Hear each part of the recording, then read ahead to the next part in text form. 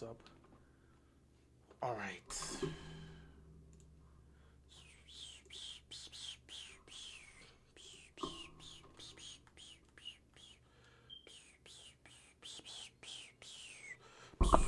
Oh, I gotta be back here and everything. Ugh. All right. I was gonna put my microphone down. I don't need it to be showcasing itself on my screen. Um, that would have been useful yesterday. Uh, we got a few things to kind of set up here. I just need to make sure everything is on. All right, that looks to be on. Let's go to channel. Make sure that's good. I don't know where these conversations are gonna go. Every time I step foot here to stream when it comes to the Ravens, I have no idea where things are gonna go. I may have a focus. I may have a focus in regards to wow. You know what? That should have let me know how things were gonna go. I didn't even realize that happened. But I usually have a focus or purpose with my streams. I usually have a specific topic or things I really want to go into that I would have lined up when I do my streams. I mean, obviously, everything we do here is unscripted. I don't really script my content. I just speak from the heart and speak on how I feel. That's why the channel's called what it is. We don't really script things here. Though I wouldn't mind doing scripted stuff. I really feel like I should do some of that. Then again, I would rather do that for other things non-related to sports. But that's a different conversation that I gotta face. With that being said, today is one of those days that I'm talking about because I'm bringing up the fact that I usually have a specific topic to talk about or a specific focus or an emphasis on something. I don't really have that here today, and it's really funny because I would hope that I would have something here, but look at the situation. I don't really have anything here. I can't even lie to you. I would love to have something here to really focus on, but with everything going on, I cannot lie to you. I'm kind of just looking around and I'm a little bit puzzled. I don't really know what to say. I don't really know how to feel. Matter of fact, let's get some of this going because why not? Got a good opportunity here. I usually have something to say in terms of a specific topic to focus on, but today is kind of weird, And I felt that very same way yesterday. What's going on, Cameron? Appreciate you stopping by. I'm just starting off with an intro here because I don't know where things are going to go today. I don't really know what conversations we're going to have here at the end of the day. I'm kind of just in this mode where I'm like, man, I feel like I got to say this. I have no idea how this is going to come off, especially because I don't have a specific topic or focus that I really want to emphasize here. I don't even know how I want to go about things. I'm kind of just, okay, that's cool. I'm kind of just lost for words. And that's a big part of why yesterday, because we were here last night when we streamed the Cowboys-Lions game. I had people asking me some topics and and questions in regards to certain things involving the Ravens. And I made sure to emphasize that I was going to talk about some of these things today and that we would have plenty of time today to have a whole realm of questions and topics to talk about. My reason for that is because I don't have a specific emphasis or focus or even a topic that I want to talk about with the Ravens. Because I can't lie to you guys. I cannot lie to you guys. I am lost right now. I'm lost.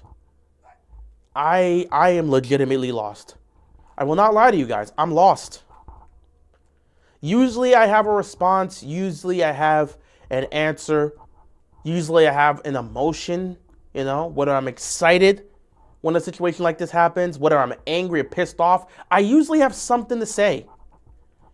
For the life of me, I don't know what to say, and I don't know how to feel.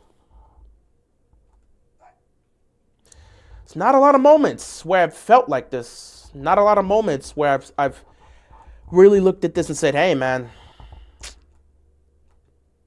I don't really got much to say.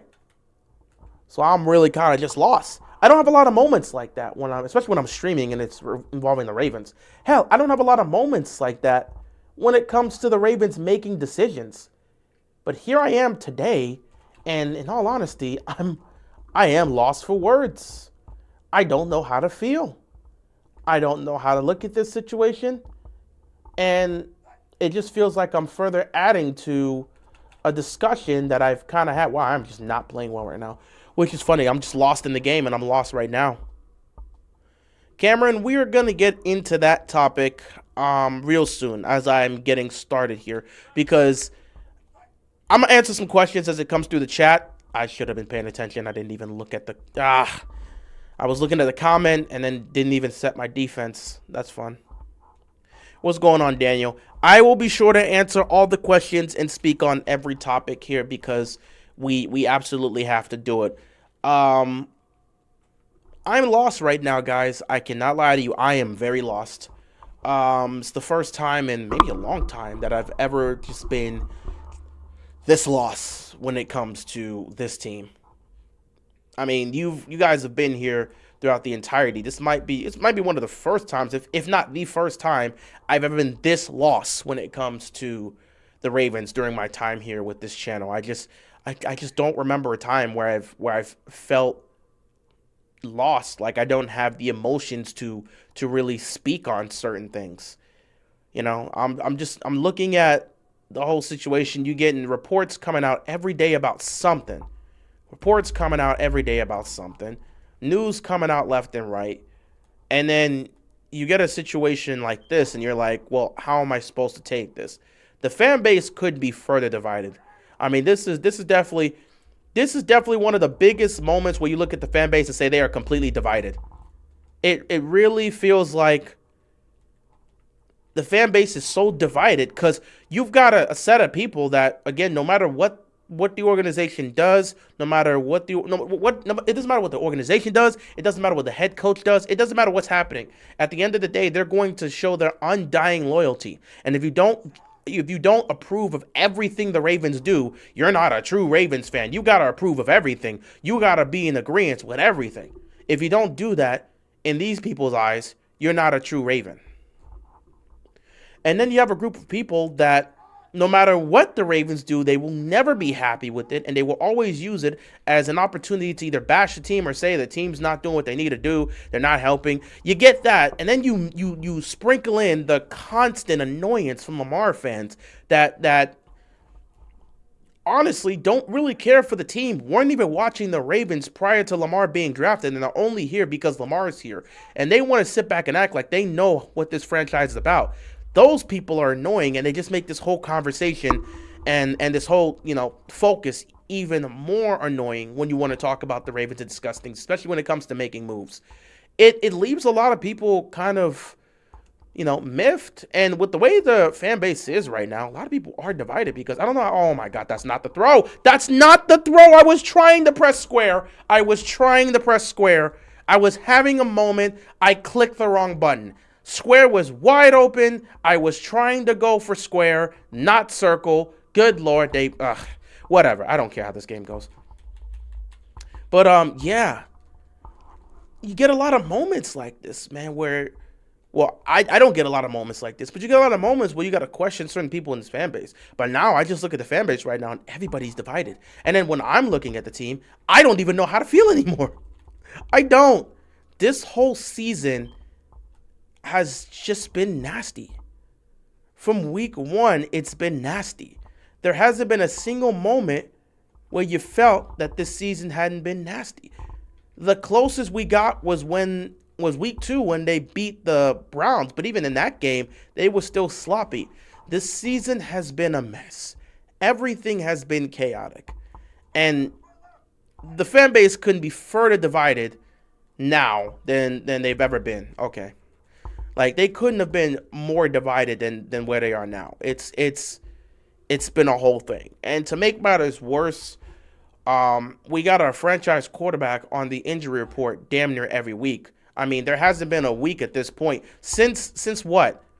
Since the hamstring injury in week 4, he's essentially been on the injury report, if not just out. So from weeks 4, he got injured in week 4. He missed weeks 5 through 9. And then, I was supposed to get, okay, I'm not even playing well. I don't care. I'm more so focused on what I have to say here. So, like, our quarterback's been hurt the entire time. He comes back. He's good for, like, 1 week. And then all of a sudden, here comes a knee injury. And then here comes an ankle injury. And then here comes a toe injury. And it's just like injury after injury after injury. And it's nonsense. Well, not nonsense, but it's painful to hear all of this about our quarterback and then see the nonsense takes that people want to have about the guy, and then the nonsense takes about the people that want to defend the guy. It's just disgusting all around. But more so, forget about the fan base, because I've really been talking about them for the last 5 minutes. More so than the fan base, I'm just looking at the team, and I don't know what to make of this team. I don't know how to feel about this team. I don't even know how to react to this team. I don't know how to feel. I don't know how to react. I don't know how to act. I've been checked out the entire season. So when I see something like this, I don't even think it bothers me. And it kind of leaves me to a point where I feel like I have to make this type of statement, which honestly, with the way things have been going and the chaos and the dysfunction, and even the media at this point is caught up to this, I can't even lie right now. I never thought I'd say this, man. And I was hopeful I would never, ever get to the point where I would have to say something like this. I can't even lie to you, man. I honestly don't know if this team's ever going to be something truly special. I don't know if we're ever going to be something special. I don't know if we're ever going to be something legitimate where we'll actually be able to finally deliver in the postseason. I don't know if that's going to happen in this era with this iteration of people and from the players, the coaching staff, to the guys in the front office. I don't know if this iteration of the Baltimore Ravens is ever going to, reach their potential. And because I feel this way, I've actually been slowly, I've been slowly coming to terms, but I feel like I've reached that point now, especially this season, where I have come to accept that we're probably not going to win a championship in the Lamar Jackson era. Now, that's just assuming Lamar is here his entire career. I just don't know if we'll ever be able to pull that off specifically. With the way everything's going right now, I'm not even sure if we'll ever win a championship with this guy as our quarterback. And it's not because I don't believe he could get it done, because I certainly believe he can. It's just everything surrounding the circumstance, from the coaching staff as a whole to some of the decision-making that's happening in the front office. I just feel like when you look at how this team is and how this team acts and how this team plays, I just don't think they're ever going to get over the hump. I really don't think they're going to get over the hump. We're going to have a Hall of Fame quarterback, and I don't think we're ever going to reach the potential we truly should reach with him. I'm coming to terms with accepting that reality, the reality that we're just not going to win a championship in the Lamar Jackson era. There's just too much problems for me to even, for me to overlook. There's too many issues for me to personally overlook. And there's too many issues all over the damn place with this damn franchise. And it's just become so problematic. I mean, look at what's happening with this team, bro. Look what's happening with this team. When it comes to the on-the-field productions, they can't even play coherently as a team. They have a lot of talent, but they just cannot play as a team. What am I supposed to do with that? What am I actually supposed to do with that? The Ravens have a lot of talent, but they can never play together as a team. To start the season off, the defense was playing like complete garbage. The defense was absolutely terrible off course. Why would I assume you'd be able to make the block? I hate this team. Assuming anything with this unit is just a waste of time. But, yeah. To start the season off, the defense was terrible, and they were costing us games. They cost us the Buffalo Bills game, and it feels like from week 1 with that mistake onwards, we have yet to recover. It feels like that team was never able to recover, and then they just continued to spiral, and they got worse and worse, and things got even worse once Once Lamar got hurt, things got 10 times worse. And that made things 1,000 times more difficult. Because once he got hurt, you didn't have your franchise quarterback there, and you were going up against some playoff teams, and it's just like, you're not going to win that without your quarterback. And in some of these games, they were losing, and in some of these games they were losing, and other parts of these losses, they were getting whooped. So it just looked like this team, despite all the talent in the world, just wasn't a competent football team. Then you get Lamar back, and you assume, okay, with Lamar back, the offense should at least be okay. But now it's switched. The defense is playing decent, not great, playing decent, and now the offense stinks. And our quarterback, who's actively playing hurt, he's playing the worst football of his career, and he's putting up numbers he's never put up in his career. Go take a look at it. Through the board, he's never had 4 games where he's had 0 touchdowns. Never once in his career. Was it 3 games or 4 games without a single touchdown? Never happened in his entire career. Never. The lack of touchdowns, the amount of turnovers in this span, it's never happened within this stretch. Career lows all over the damn place, both as a passer and a runner. This has never happened in the man's career.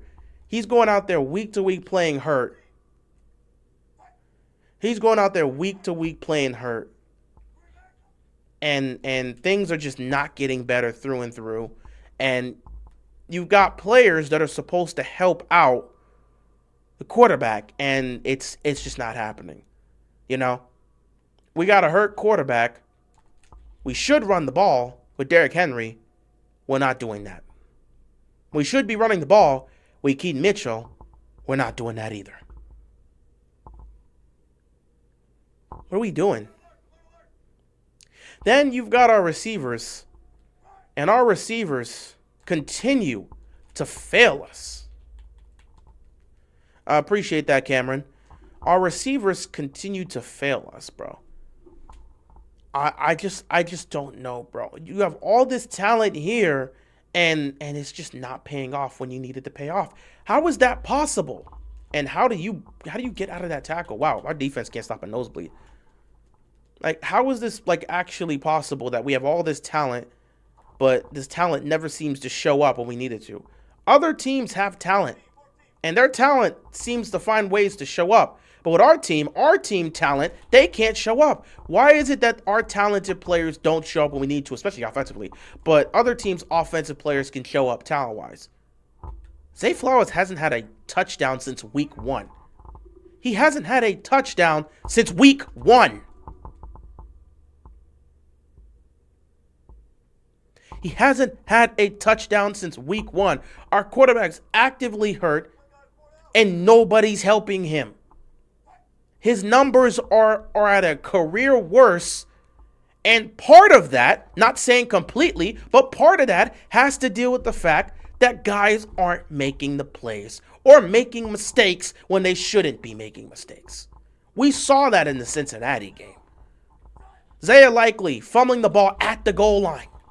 Zay Flowers pushing off to get offensive pass interference when he had clear separation and could just get himself set to go catch the touchdown. You've got talented players, but these talented players don't seem to show up when you need them to do their jobs.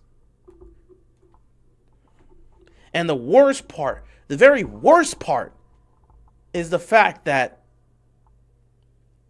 these guys constantly, quote unquote, wow, nobody, on 3rd and 3, we had the perfect play to stop the run.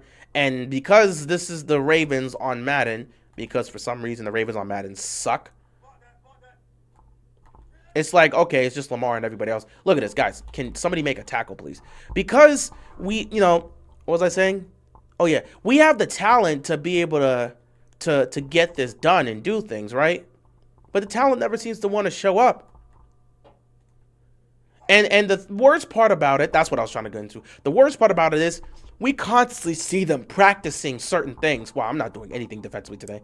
We see them constantly practicing things that's supposed to be building up a level of discipline, right? They're constantly practicing things to build up that discipline. Yet when we get into the games, it's the same old story. How many times are we going to watch them practice the ball security drill to protect the football? We've seen those clips over and over again. The media keeps putting out there. They do it in training camp. They do it during practice. They're practicing protecting the football. We've seen it left, right, up, down. Yet we have multitude of players, including our quarterback, that for some reason can't stop fumbling the ball. Lamar fumbles the ball. Mark Andrews fumbles the ball. Zay Flowers fumbles the ball. Isaiah Likely fumbles the ball. This year, Derrick Henry has started fumbling the ball. You have way too many talented guys fumbling the damn ball.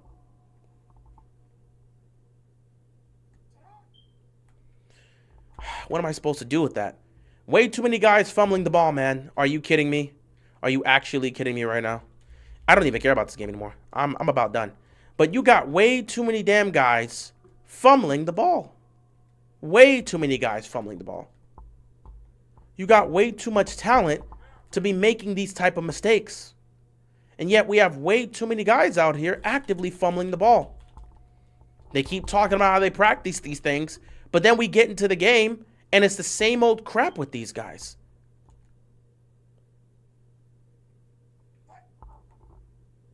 To make matters worse, of course, dude, oh my God, nope, 8 tackles missed. I don't even care about this game anymore. I'm about done. To make matters worse, you look at this offensive line. And they have done everything in their power to try to get Lamar hurt. And they've succeeded in doing that. They have done everything in their power to make sure Lamar gets hurt and stays hurt. These guys have done a real good job in failing to protect their quarterback. We've got problems all over this damn team. And yet, despite all these issues, we don't address them. We don't fix them. We don't improve on them. It's the same story every week about this when it comes to this team. It's the same story every week. It gets tiring, man. It's the same story every week. It's the same story every week. It's the same story every week. The players are supposed to execute, and they keep failing to execute. The players are supposed to get the job done on the field, and they fail to get it done on the field. Like, it's the same story every single week. And we're supposed to believe in these guys? Why should we believe in these guys? These guys are not disciplined at all. The Ravens don't play disciplined football. They are an undisciplined football team. They like to rely way too much on the talent of their star-level players. And it gets really tiring and annoying as I proceed to give up another touchdown. It really don't matter. I'm not playing a lick of defense at this point.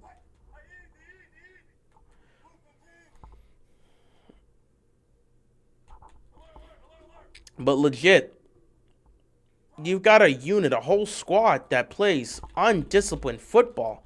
How are we supposed to believe these guys are going to get it done in January? Like I said, me personally, I already have no expectations for these dudes. So it's not going to hurt me when it comes to... I knew that was where the ball was going, and I raced over there. And still, I'm about to just start chucking this up. I don't even care anymore. You got a wide open man. Missed them by that much. It's one of those games. I'm not even angry with that. But, yeah, we got a group. We got a unit. I'm not talking about coaches right now. I'm not talking about front office. I'm focusing on the players first. You got a group of guys that just go out there and play such undisciplined football. Like, do you guys notice that? They play such undisciplined football. Some of these offensive linemen, which at this point, I don't want to start naming names. You got some of these guys going out there and playing ridiculous. I mean, some of these guys on the offensive line, they look so horrible. This is what you're surrounding your franchise quarterback with. Some of them don't even look like they belong. You got some guys that are playing so terrible, it makes you cry and feel bad for our quarterback. You got, oh my God, he was wide open! Sorry. I've been thinking about this a lot lately. And Matt has decided that I'm not going to get a single play off and that every single one of my tackles are going to be missed. Because why not? Yep, just get picked. Just get picked. I'm not even going to run a different play. Because he was wide open on that play, and you decided, you know what? Screw me. Let me not get it off for an easy touchdown to try to get back into this. It doesn't even matter. I don't care how this game goes. Either way, it's you just look at these players and they're so undisciplined. Like, I'm not even joking. Take a look at these players. I'm dead serious when I mention these guys, man. Some of the most undisciplined players in the league. You expect more from these guys. You expect more. You expect more from these guys, dog. And they don't deliver at all. I expect these guys to be able to go out there and do their jobs. I expect these guys to go out there and be able to perform at a high level. But most importantly, I expect these guys to go out there and look competent as a football team. We got way too many guys on this roster, talented or no talent. Like talented or not, you got too many guys on this roster that just go out there and just play like a damn fool. And that's another pick. Who cares at this point?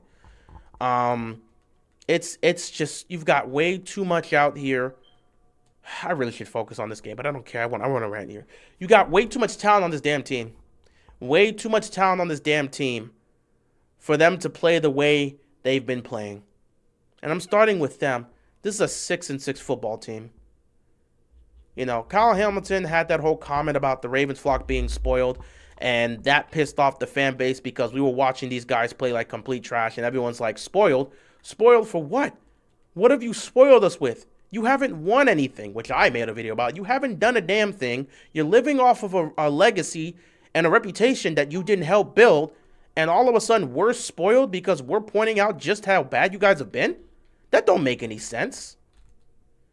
Dude, I can't even throw the ball anymore. I can't even throw the ball anymore. Should I even care at this point?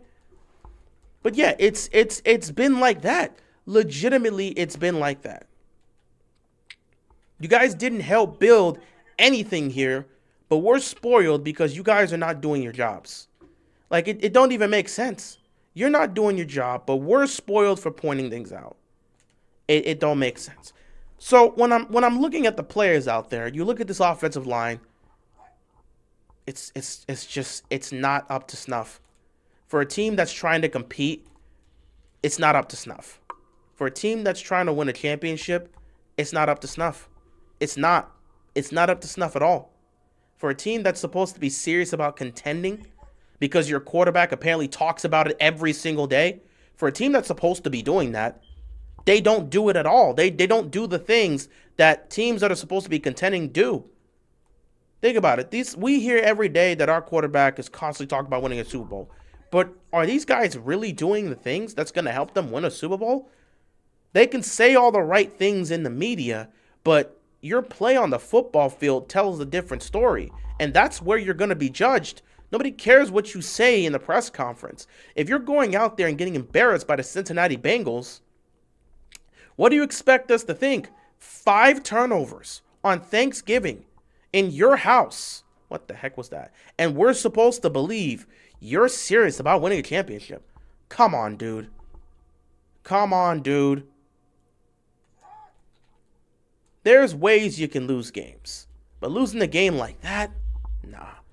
And the sad part is that hasn't even been the beginning of failure we've seen from them this year. Choking games away you shouldn't choke.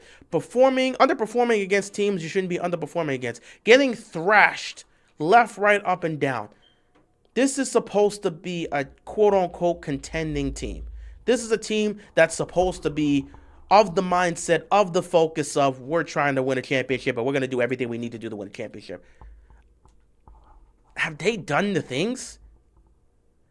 Have they actually done the things that they need to do to set themselves up to win a championship? I'm being dead serious. Have they done the things they need to do to set themselves up to win a championship? Let's just be real right here. Let's just be real. This team's, we're constantly hearing left and right about how our quarterback wants to win the championship. But are they doing the things they need to do to win a championship? We haven't really seen it. We haven't. We have not seen it. Even in the dominant seasons when you win 12, 13 plus games to get the number 1 seed, we see some of those losses that they suffered the last few years in those ugly, gritty games where at the end of the day, you don't need to be a hero. All you need to do is just make the smart plays. You don't need to go crazy. You don't need to be out here losing your mind. Just make the smart plays. That's all we ask of you. You don't need to go crazy. You don't need to be a hero and get it on one play. Just make the smart plays. We've heard way too much about this team wanting to win a championship, but I'm not quite sure these guys are doing the things they need to do to set themselves up to win a championship. Just real talk. Real talk. The way they have lost football games over the last few years have been frustrating because everybody knows this is exactly how they're going to lose games in January. So you have that. And then in a season like this, they're embarrassing themselves left, right, up, and down to the point where the media is calling them out. And everybody's catching up. Everybody's catching up. You're not going to be able to get away with some of the crap you were getting away with before. People, they're catching up. And we are not making the adjustments we need to make. We're not. We're not making the adjustments we need to make. From a player's perspective, I question what they're doing in terms of setting themselves up to win. It's a tough sport. It's a physical sport. It's a team sport, and it's not easy. You know, at the end of the day, there's only one team that can win a championship. We know that. But the problem is, this Ravens team, this Ravens organization, they've had situations where they were set up to win and just didn't get it done. 2023 is going to be in my mind probably forever. If we never win a championship with Lamar, I will never let go of 2023 because you had the opportunity right there and you proceeded to do nothing with it. What am I supposed to do with that? What am I supposed to do with that? And in a year like this, I mean, because, like, you look at it, obviously, Diop came here because he wanted to win a championship. And in a year like this, how could you even think about that at this point? With the 6-6 Baltimore Ravens that are set to take on the 6-6 Pittsburgh Steelers, who are begging to be put down, by the way. The Steelers fans actively want to see that team go down. They want to lose because if they lose, they may be able to get a losing record and get a higher draft pick, and maybe Tomlin can go. So you got a team ready to lose, and yet somehow I don't think they're going to lose. Just being realistic here.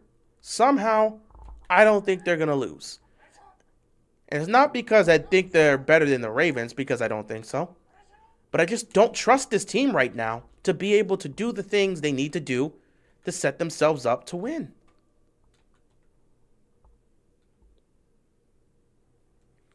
And the fans have kind of they've gotten to the point where they themselves are tired. Wow.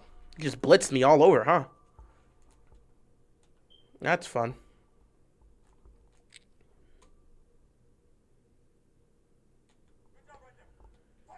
But it's really just it's frustrating. It is frustrating as a fan, man. It is really frustrating as a fan when it comes to the players on the field. And they also talk about all these things they want to do, but then you get on the football field, and that's where your actions speak louder than your words. And we're not getting anything from their actions. It makes me question. It makes me question whether or not they actually know what they're doing in terms of really setting themselves up to do the right things in order to set yourself up to win a championship. It makes me question that. It also makes me question the leadership in that locker room. It makes me really question the leadership in that locker room. Can I fully trust the leadership in that locker room if we're saying these type of things? Just being realistic here. But that's pretty much all I got to say about the players. I question I question whether or not they know what it takes to win a championship, because I mean they haven't won anything. I question what if they actually know what they have to do, and are they actually doing the things they need to do to win a championship? I question all of that. What's going on, Loyal? So I question the players in terms of the lack of discipline, the lack of execution and whether or not they're doing the things they need to do to set themselves up to actually win a championship. Because right now, I just don't see a team, or I haven't seen that from them for the most part. In terms of looking at this group and saying, oh yeah, they're doing the things they need to do to set themselves up to win a championship. I just haven't seen it. And then to make things even more concerning,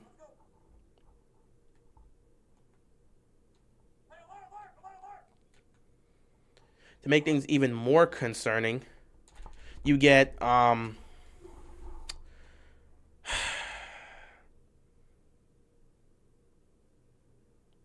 make things even more. Oh, it's been 6 years, man. That's crazy. Time's going by Time's going by really fast, man. But I appreciate the love and support, man. To make things even more concerning, I just don't know where we go from here. I mean, we've had a lot of talent, and at some point we should have at least gotten something done. Yet here we stand, and there's just nothing here. And the season's not over yet, but with what we've seen here, can you really trust these guys to go get it done? I'm not sure. That's why me personally, when it comes to the players, I just have a lot of questions about their motivation, not their motivation. I have a lot of questions about whether or not these guys are actually doing the right thing. Do they know what it takes to win a championship, and are they doing the things they need to do to set themselves up to go win a championship? I just don't think they're doing that. Because these guys make way too many mistakes on a football field for me to believe they're doing the things they need to do to go win a title. I just don't know. I really just don't. But, and I just don't know. You know, you've had so much talent on this team, and they never seem to play like a unit, and it's frustrating. It's really frustrating.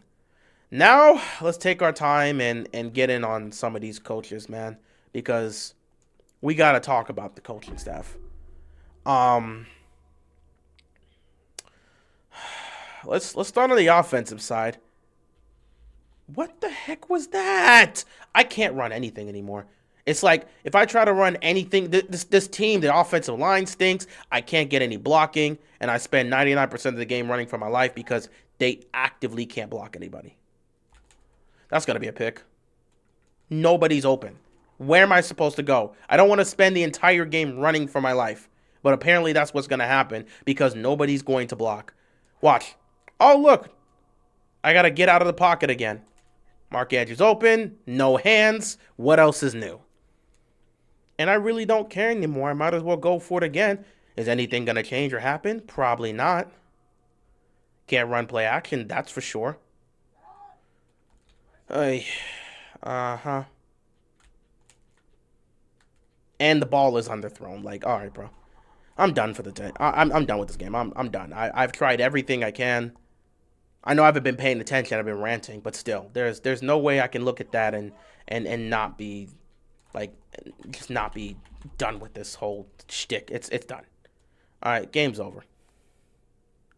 Absolutely ridiculous that I can't get a single block to do anything, and I have to run 3 times, and I have to run 4 times, and it's nothing there. It's just nothing there. But yeah. When it comes to the coaches, when I look at this offense, man, I really just I get so sick, man, when I watch this offense. Like, honestly, this offense just pisses me off. We have Derrick Henry and Keaton Mitchell, and we don't even use them nearly as much as we should.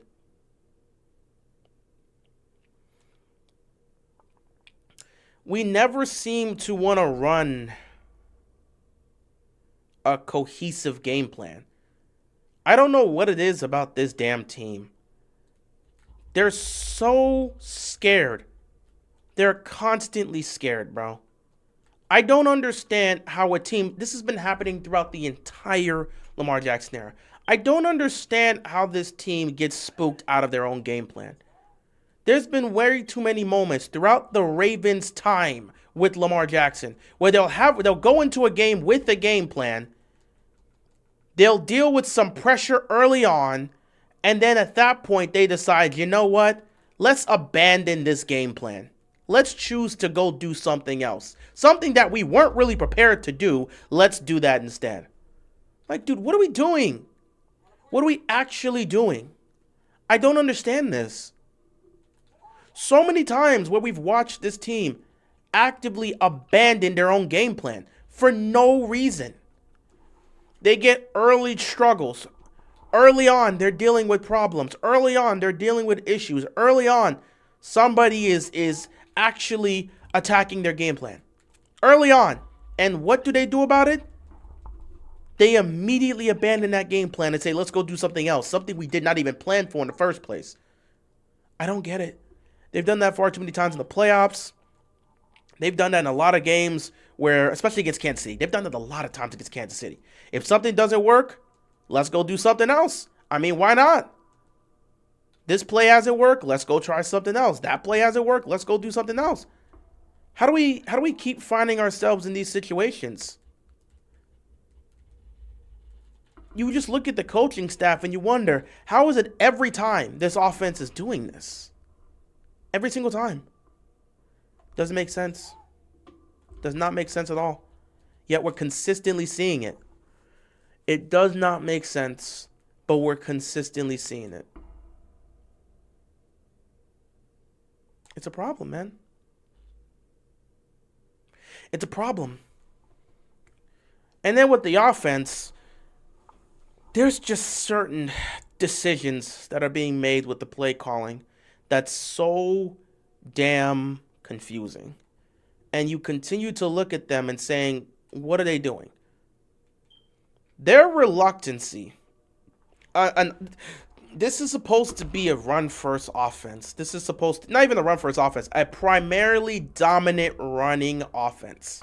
This is a high-octane rushing attack. That's what they're supposed to be. Yet whenever they face off against any trials or tribulations, they move away from who they are. I never understood that about this team. Yet it continues to be a consistent aspect that happens.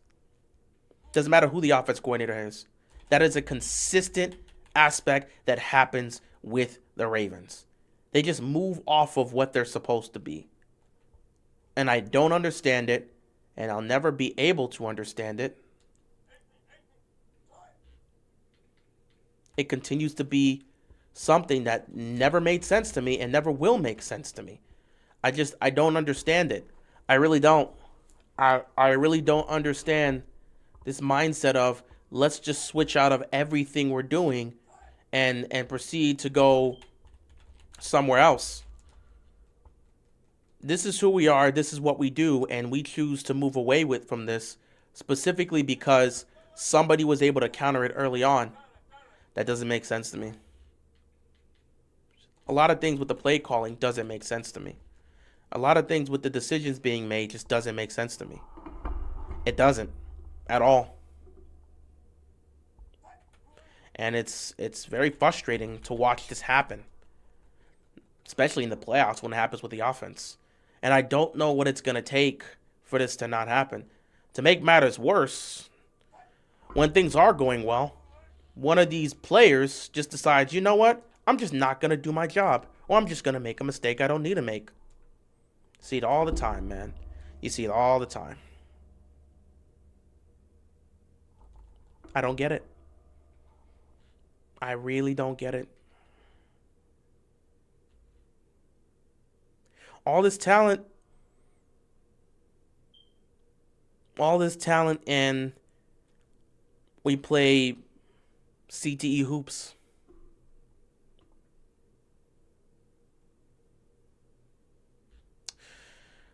Then you get to the defensive side.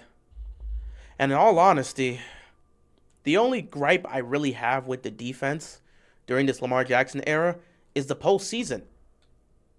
Other than the last 2 years. The last 2 years, the defense has been terrible. But if we're talking about the defense as a whole in the Lamar Jackson era, the only beef I have with the defense is the playoffs. We've talked about this. We've discussed this. We've mentioned this. The Ravens defense, their inability to create turnovers is so horrible. And this is the thing people want to continue to ignore. And it pisses me off. Because everyone will be like, well, the defense made some stops and held them to... Dude, It's not always about just making some stops here and there, and at times holding them to a certain amount of points. You don't want them to score. That is true. But you also have to understand that you have to do something to help out your offense. Is that not going to click with anybody? Do we not realize we have to do something to help out the offense? When the offense is struggling in the postseason, you know what could help spark something for the offense? Oh, I don't know. A nice timely turnover.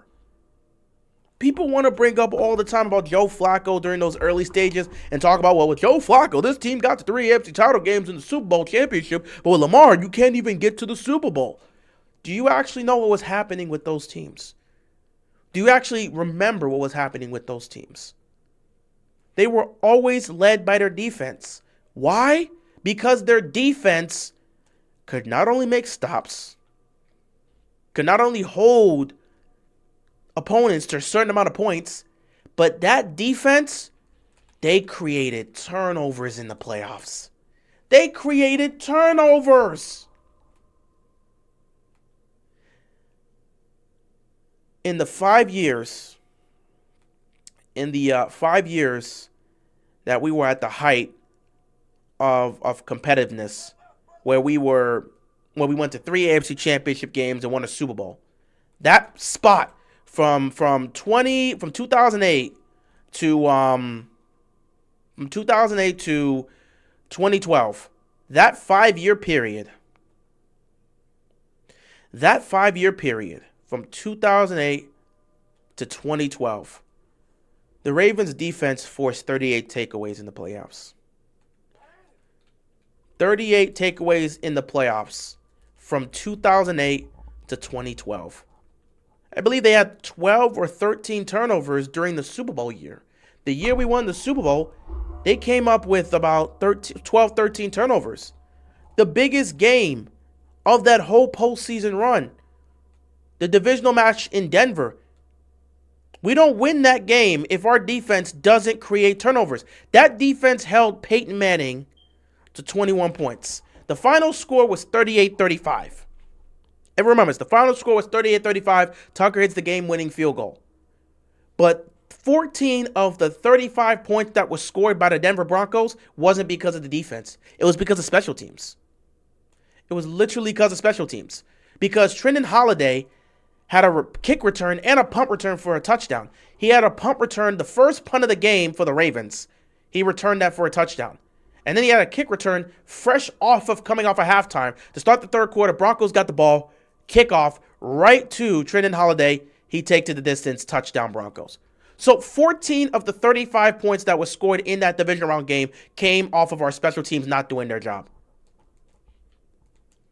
Our defense held Peyton Manning's offense to 21 points. And they forced 3 takeaways. One of those was a pick six. The third turnover, the interception, was in double overtime. It was in double overtime.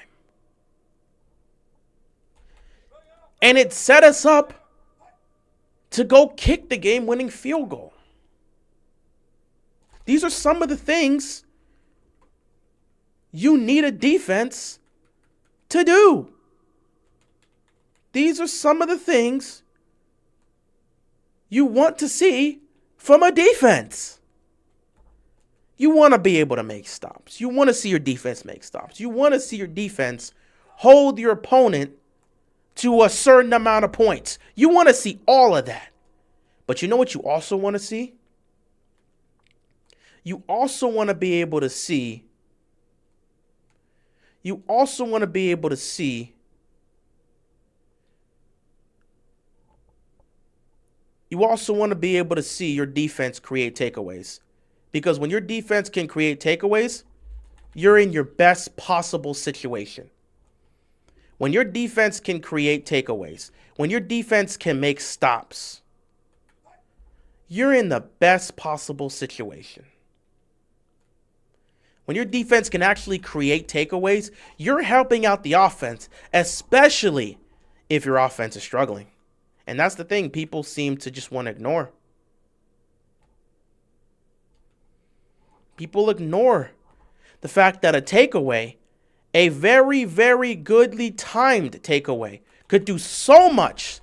It can do so much to help. A timely takeaway could do so much to help. Damn it, I can't remember the defensive play I was running here that was setting me up. At this point, I'm just going to give up a game-winning drive. I can't even remember the play. Oh, it was this. No, it wasn't that. It was not that. And I ran the wrong play, and now they're going to give up more yardage. I cannot remember the play. I had it here, and I cannot believe I didn't get it up. Like, legitimately.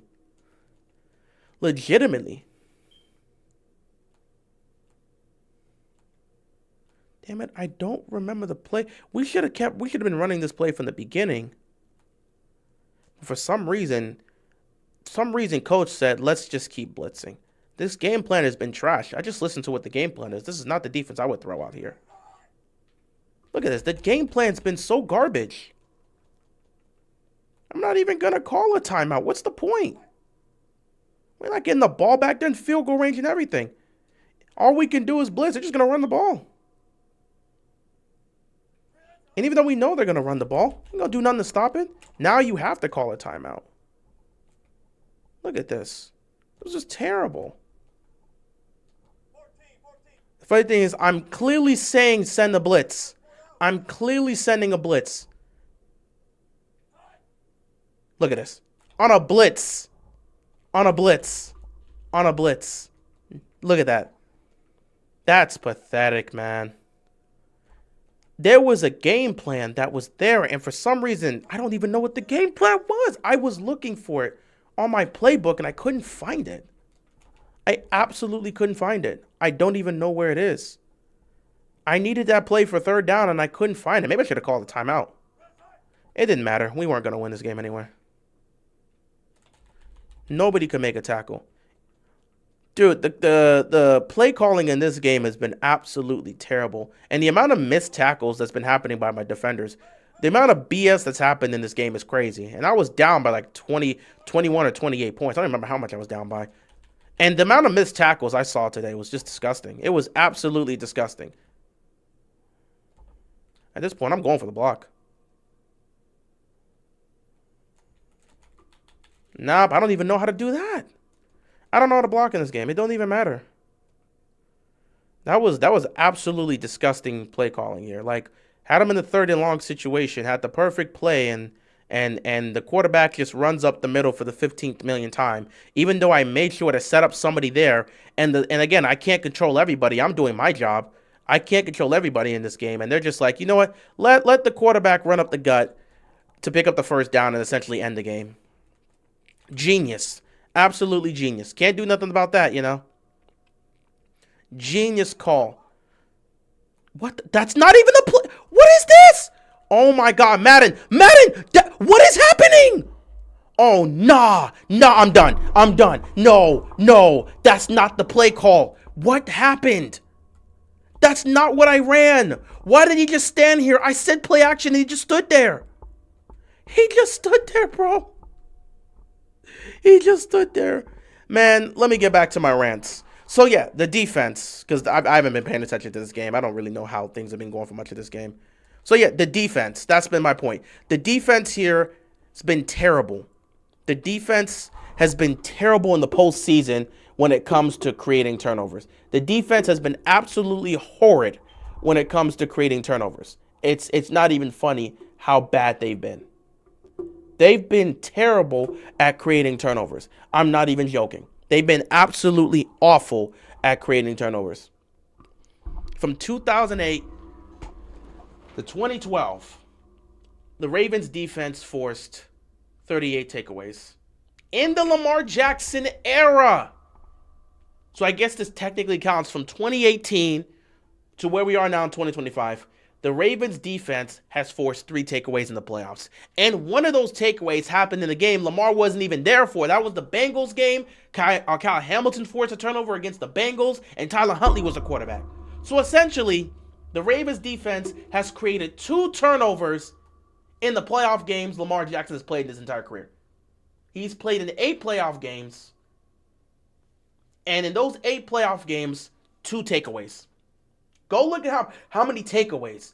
Go look at how many takeaways we have seen.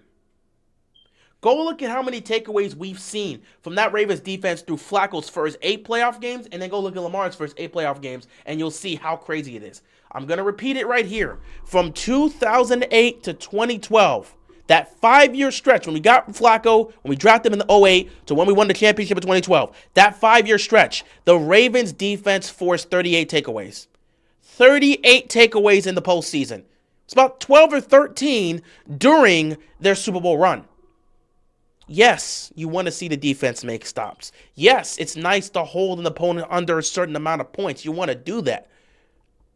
But takeaways are vital in the playoffs, especially when your offense is not gaining anything, when your offense does not have momentum, when your offense can't move the ball. You know what would be great? If you can get a takeaway to put your offense on a short field to try to figure out what they need to do. That right there would be a good thing to do. But our defense in this era, a Ravens defense that was known for creating takeaways in the playoffs, have now become a defense that can't even scrape a turnover to save their lives. 9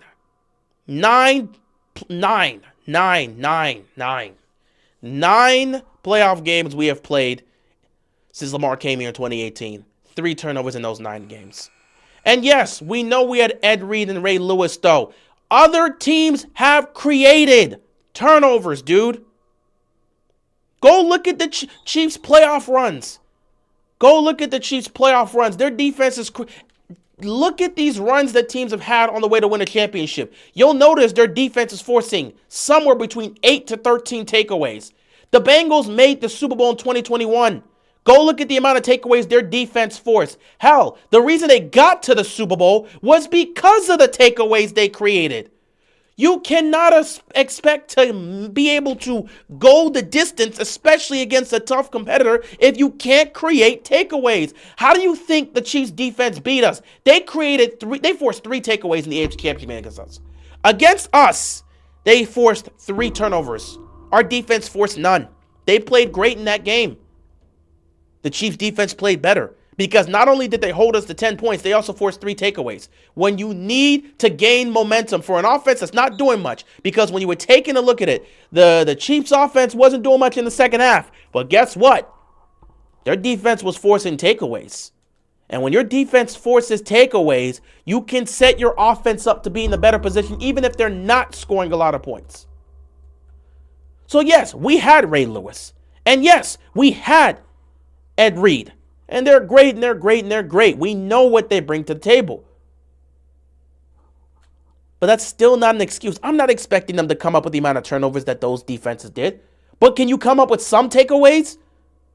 You're not getting to the Super Bowl with a defense creating 0 turnovers in the playoff run. It's not going to happen. Because at that point, you have to be perfect. I think people need to understand this. If your defense is not going to create turnovers, your offense has to be perfect. That's just not possible to get to the damn Super Bowl and win the championship. If your defense cannot create takeaways in the playoffs, you're not going to win a title. I don't know what it's going to take for people to understand this. Go look at all these playoff runs and go look at how many takeaways those defenses were able to create.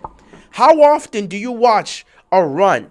Now, I'm not saying there hasn't been runs where there's been small takeaways, but at least there's been takeaways. Our defense is forcing 0 takeaways. Our offense has had struggles in the playoffs, and our defense is not creating any takeaways to try to give them any sort of momentum. That matters. That matters, guys. That matters.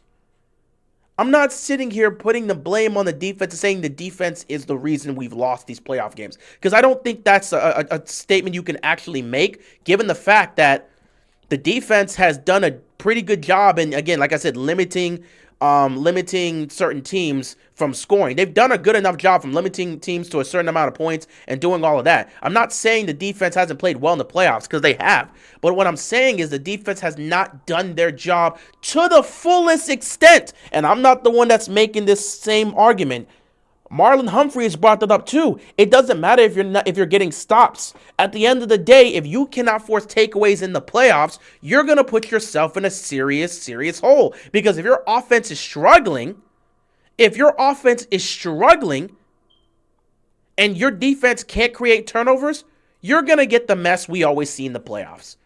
Your offense is turning the ball over, your defense can't create turnovers, and you're going home. That's what you end up seeing. That's exactly what you end up seeing every single time. And people just seem to ignore that.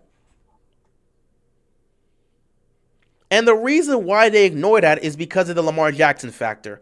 And that's what makes it so annoying to really talk about the Ravens. Because nobody talks about the Ravens. They just talk about Lamar Jackson. That's why everyone be saying it's the Baltimore Lamars. Because they don't talk about the Ravens.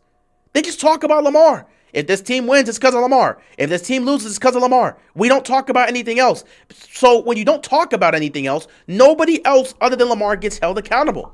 And I'm not going to sit back and pretend that Lamar shouldn't get criticism for how he's played in the playoffs. You guys have been here. I've given him the criticism that he's deserved. I'm not one that's just going to be silent when Lamar's played poorly. I've called him out for that. I've held him accountable when he has not played well. So you ain't going to get me with that whole, well, where we can't, you're just trying to protect Lamar. That's not going to work on me. Because I've held him responsible. Because I hold everybody responsible. And when it comes to the AFC Championship game, I have held both him and Todd Monken responsible. Because I believe those two deserve the most amount of criticism. I didn't like the play calling from Todd Monken. And Lamar didn't make the plays he needed to make. That's just how it is. So when we talk about the defense in this era, they have not done their due diligence. They have not done their due diligence. This franchise was feared in the playoffs. Do you know why they were feared in the playoffs? Do you know why they were that team that nobody wanted to play in January? Do you think it's because we had an elite quarterback? No, it wasn't. Though, the elite Joe Flacco. January Joe, like you guys like to say, even though I can just sit back and speak on that mantra and talk about how Joe Flacco wasn't January Joe until at least 2011. Go look at his stats from 2008 to 2010, and you'll understand the real reason we were winning games. It wasn't because of Flacco. But that's a different conversation for a different day. There was a reason why the pundits did not believe in Flacco and why they never thought we were going to win a championship with him. It is a very simple reason for that. He wasn't putting up the numbers and producing in the playoffs. It wasn't because, they just don't like Joe Flacco. There was a very, very clear reason as to why we were winning playoff games. Go look at I broke it down a while back about the amount of points that was being scored in these, the amount of turnovers our defense was creating in these playoff games. You see that, and you'll understand why we were winning those playoff games, why we were going to AFC Championship games. Joe Flacco had his moment in 2012. Give that man his credit. No doubt we give that man his credit for 2012. But I'm not going to sit here and pretend that Flacco was this elite guy throughout this entire time and that January Joe was a consistent thing. No. But yeah, the reason we were feared back in the day, when Ray Lewis and Ed Reed and Terrell Suggs and Haloti Ngata and all these guys were here, the reason we were actually feared is because of what we did defensively. We covered all cylinders. And what I mean by all cylinders is we sacked the quarterback in the playoffs. We got to the quarterback in the playoffs. I need to point that out. We got to the quarterback in the playoffs. So we were getting sacks in the playoffs. We were making stops in the playoffs. And we were creating turnovers in the playoffs. There were games where Flacco was doing nothing offensively. The offense would turn the ball over 2-3 times, and it wouldn't matter. We'd still win the playoff game because our defense forced 5 turnovers. Go look at it. I went through the list a while back. I don't know if that stream is still, I don't remember what stream it was, but I went through the list. There are playoff games early on through Flacco's career where him and the offense would turn the ball over 2-3 times, and it wouldn't matter because the Ravens defense forced 4 or 5 turnovers, so we win that game anyway. We beat the New England Patriots just like that. Flacco in 2009 and 2009 wild card round against the New England Patriots. We beat them 33-14. Joe Flacco's stats was 4 of 10 for 34 yards and an interception. How did we win that game? Go look at the amount of turnovers our defense created. We also started the game with a Ray Rice 80-yard touchdown, by the way. But that's a different conversation for a different day. But, yeah. Our defense was feared in the playoffs because our defense was able to cover all bases. They were able to cover all cylinders. That defense, those guys on the court, they can get to the quarterback, they can make stops, and they can create turnovers. And that was so crucial to do. They covered all the boxes. And that's why we were winning. It doesn't mean we were winning every single game. Because even when your defense does this, if your offense still can't do squat, it's gonna hurt you. But it's a big reason as to why from 2008 to 2012, we won 10 playoff games. No, well, not 10 playoff, 9 playoff games. There was a reason why we won 9 playoff games, went to the AFC Championship game 3 times, and won a damn Super Bowl. It's because of what that defense was doing. That matters. That absolutely matters, guys. So when you look at this era of Ravens football, go to the games where our offense was struggling to do stuff. And imagine if our defense was able to create turnovers in those games. How do you think those playoff games would have went? Go look at last year. We turned the ball over 3 times and lost by 2 because of a dropped 2-point conversion. Can you imagine if our defense was able to create turnovers and take the ball away from Josh Allen and that Buffalo Bills team? How do you think that game would have went if we would have been able to create turnovers?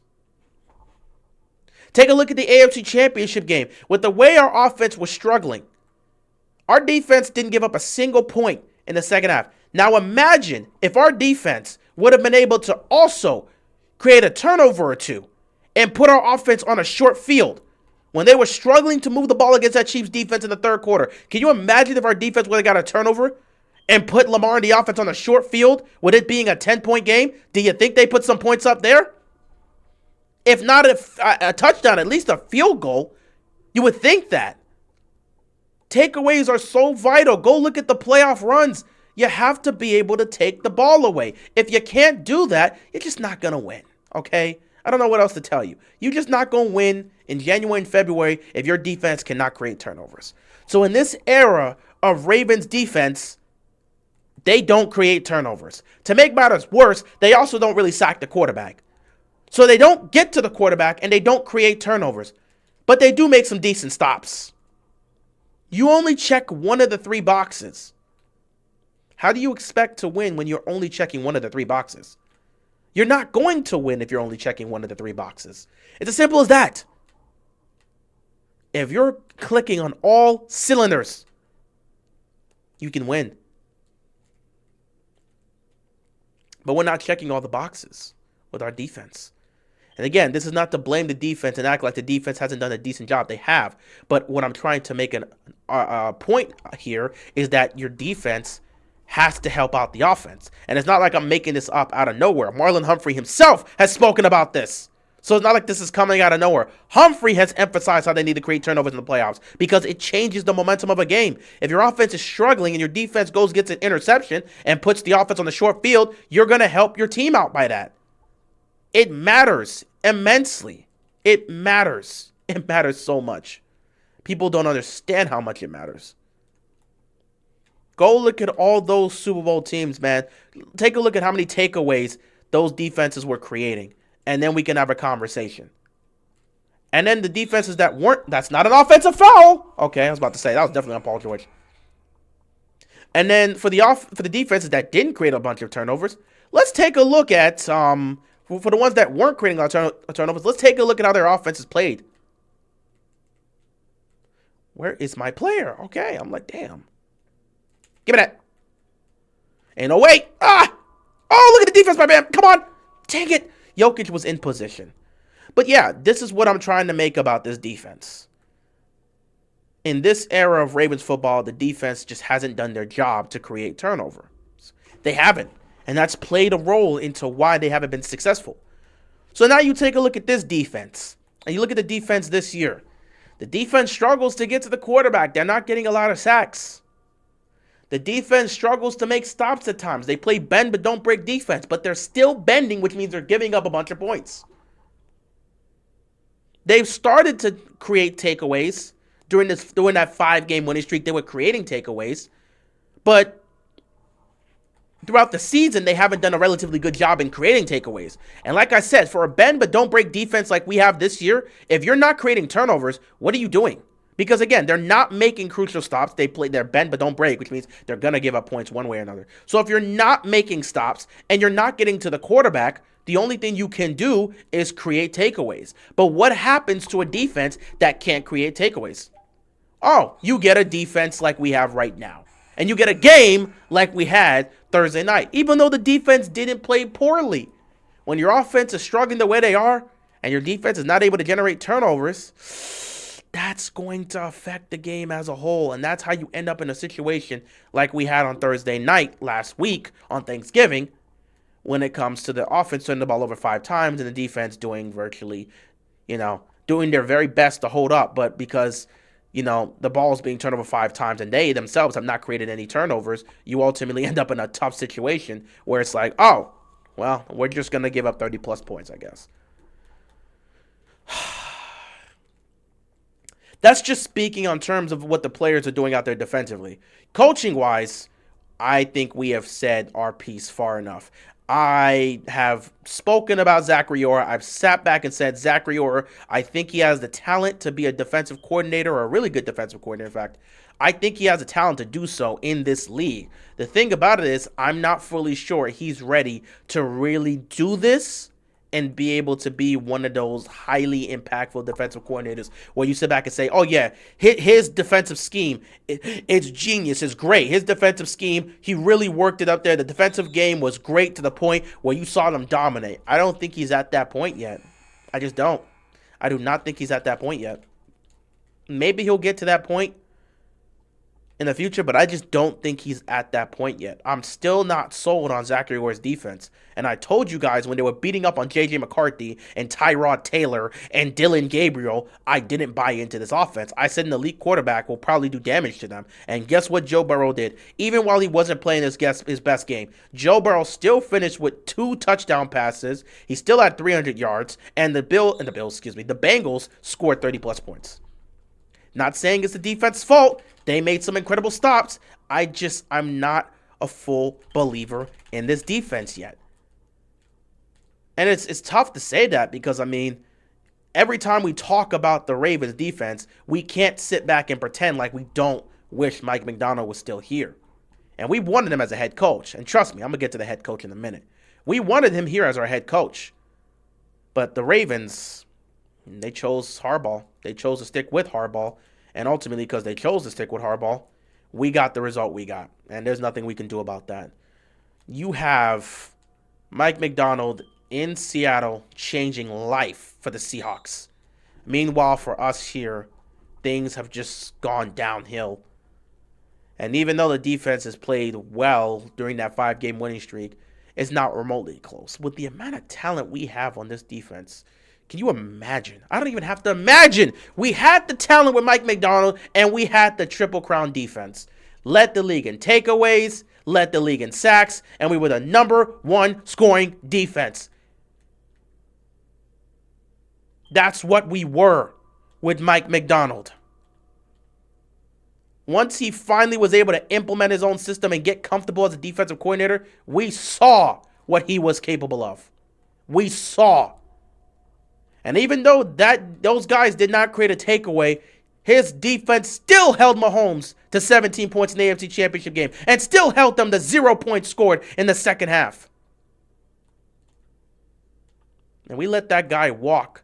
Everybody said he should have become the next head coach. But because this franchise has an undying, irritating loyalty to one John Harbaugh, they let this guy go. The next generation of coaching for the Ravens could have been here right now. They could have just had. All they needed to do was just send Harbaugh to the front office. They could have sent John Harbaugh to the front office, give him a promotion.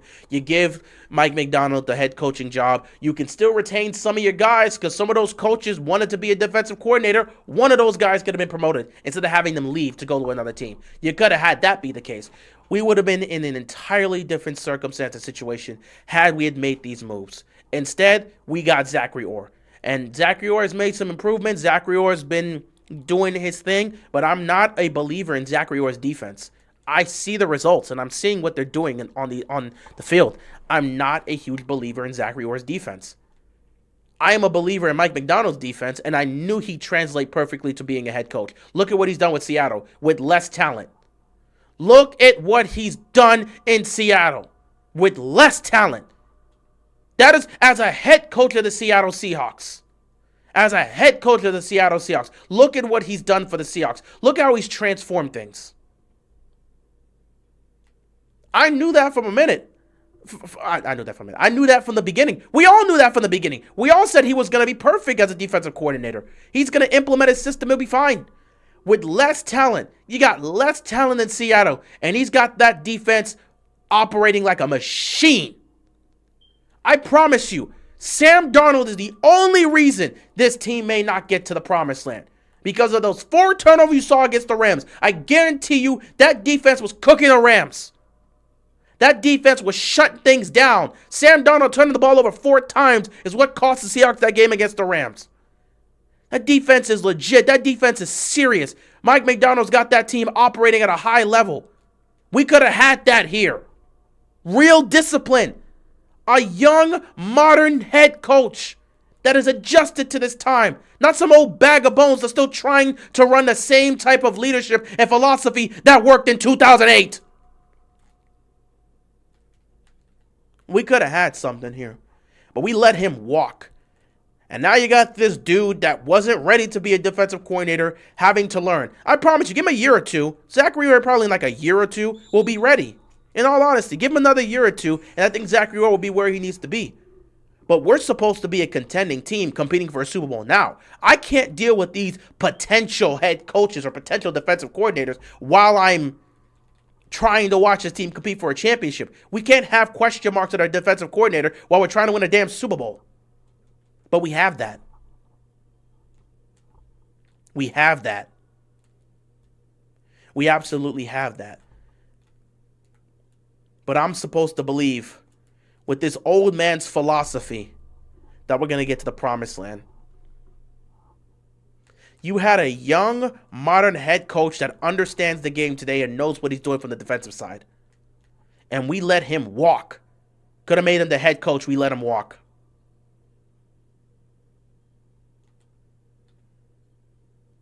But don't worry. John Harbaugh's constant philosophy. His philosophy and the who's got it better than us. I'm sure with that mind, we're going to get to the Super Bowl with this guy. Of course, he's doing all the right things. Let's bring up his history. Remember, he's won a Super Bowl, guys. He's won a Super Bowl. Wow. That means he's totally adjusted to this modern era where you clearly see he's trying to do the same things as if it was 2008. And his freaking philosophy has clearly gotten old and clearly gotten dry in that locker room. We could have had a modern day guy that actually knows what he's doing in this era and knows how to actually operate as a head coach. He saw it. He knew what he was doing. He was ready. It was clear as day. We said no. But we chose to stick with John Harbaugh. And it's going to set this team back. And when this team ultimately fails to win again, they'll just blame it on Lamar. No matter what happens, it always comes back to Lamar.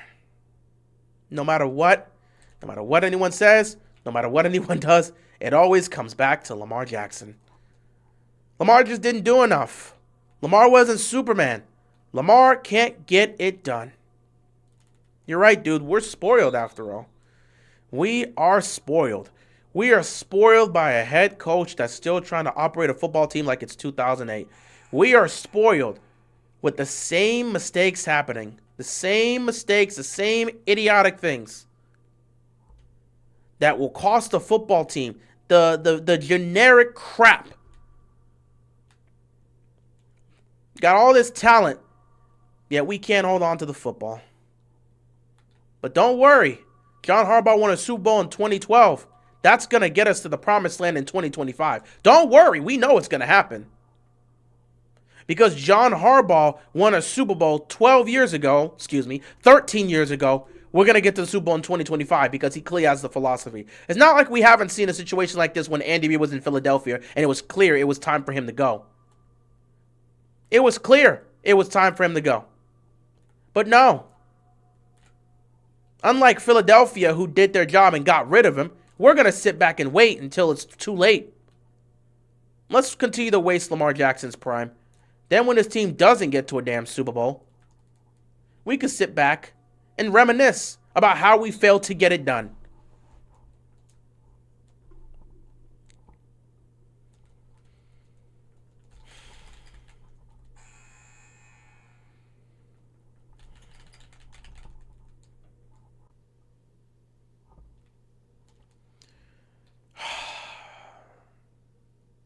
So yeah, as I was saying, defense still continues to be a bit concerning for me personally.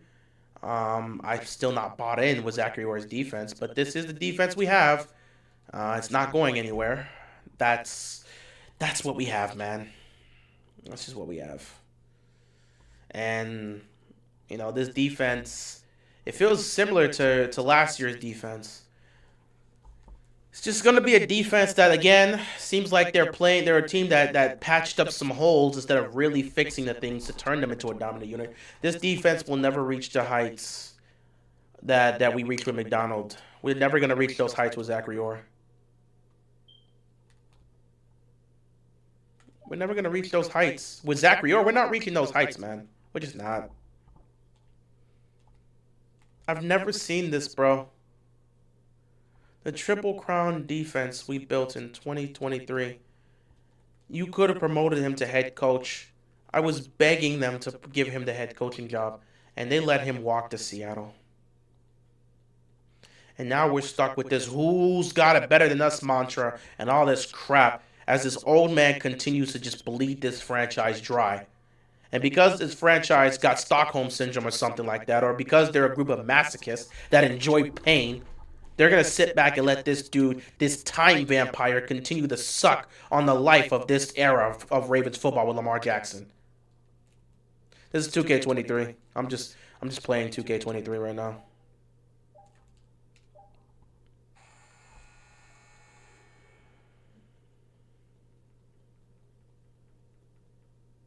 It sounds like I'm in the school hallway and you're the announcer. That's crazy.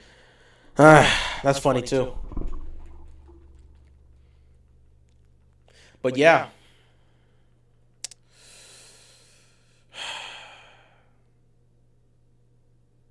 Of course he earned that head coaching job. Everybody knew he was going to be a head coach. His name was up to be a candidate to be a head coach. His name was up. That's why Ravens fans were like, no, his name is up, but he's going to take over for John. And I told people, I don't know if this franchise is looking to get rid of John. We all knew he was going to be a head coach. Ravens fans were just hoping the Ravens would wake up and realize he should be the next head coach of this damn team. But they didn't wake up. They stuck with John. And that's why we're in the hell that we're in today. I said he was a time vampire because he's just sucking up all the time we have in this Lamar Jackson era. He's a time vampire, dude. All he does is suck up the time that we have in this era. Eventually, we're going to run out of time in the Lamar Jackson era, and we're not going to win a championship. He's sucking up all the damn time. The clock is ticking. That Super Bowl window is closing if it hasn't closed already.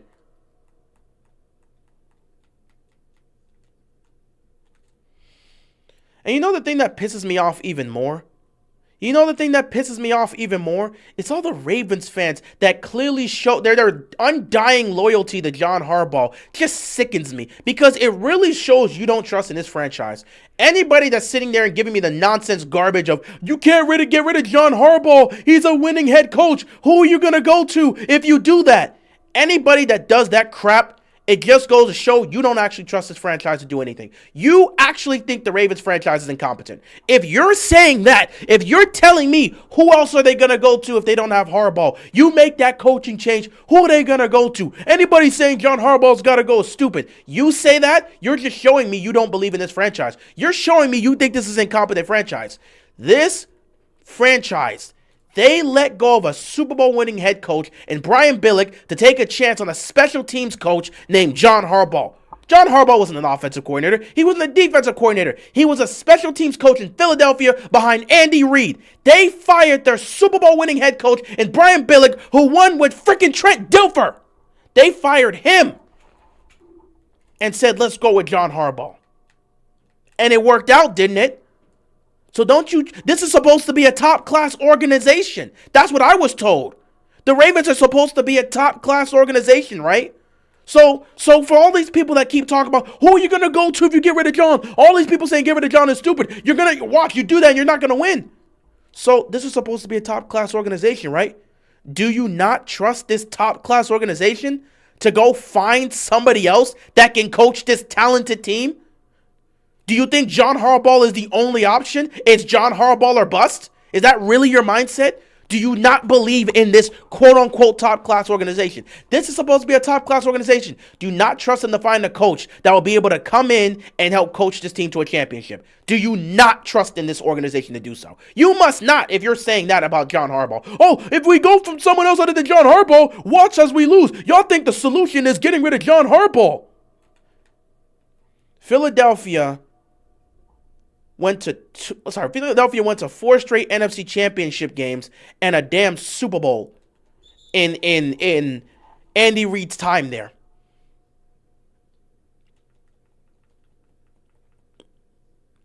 They were consistently winning and making the playoffs when Andy Reid was in Philadelphia. They still moved off of him. And it was the best thing they could have done for themselves.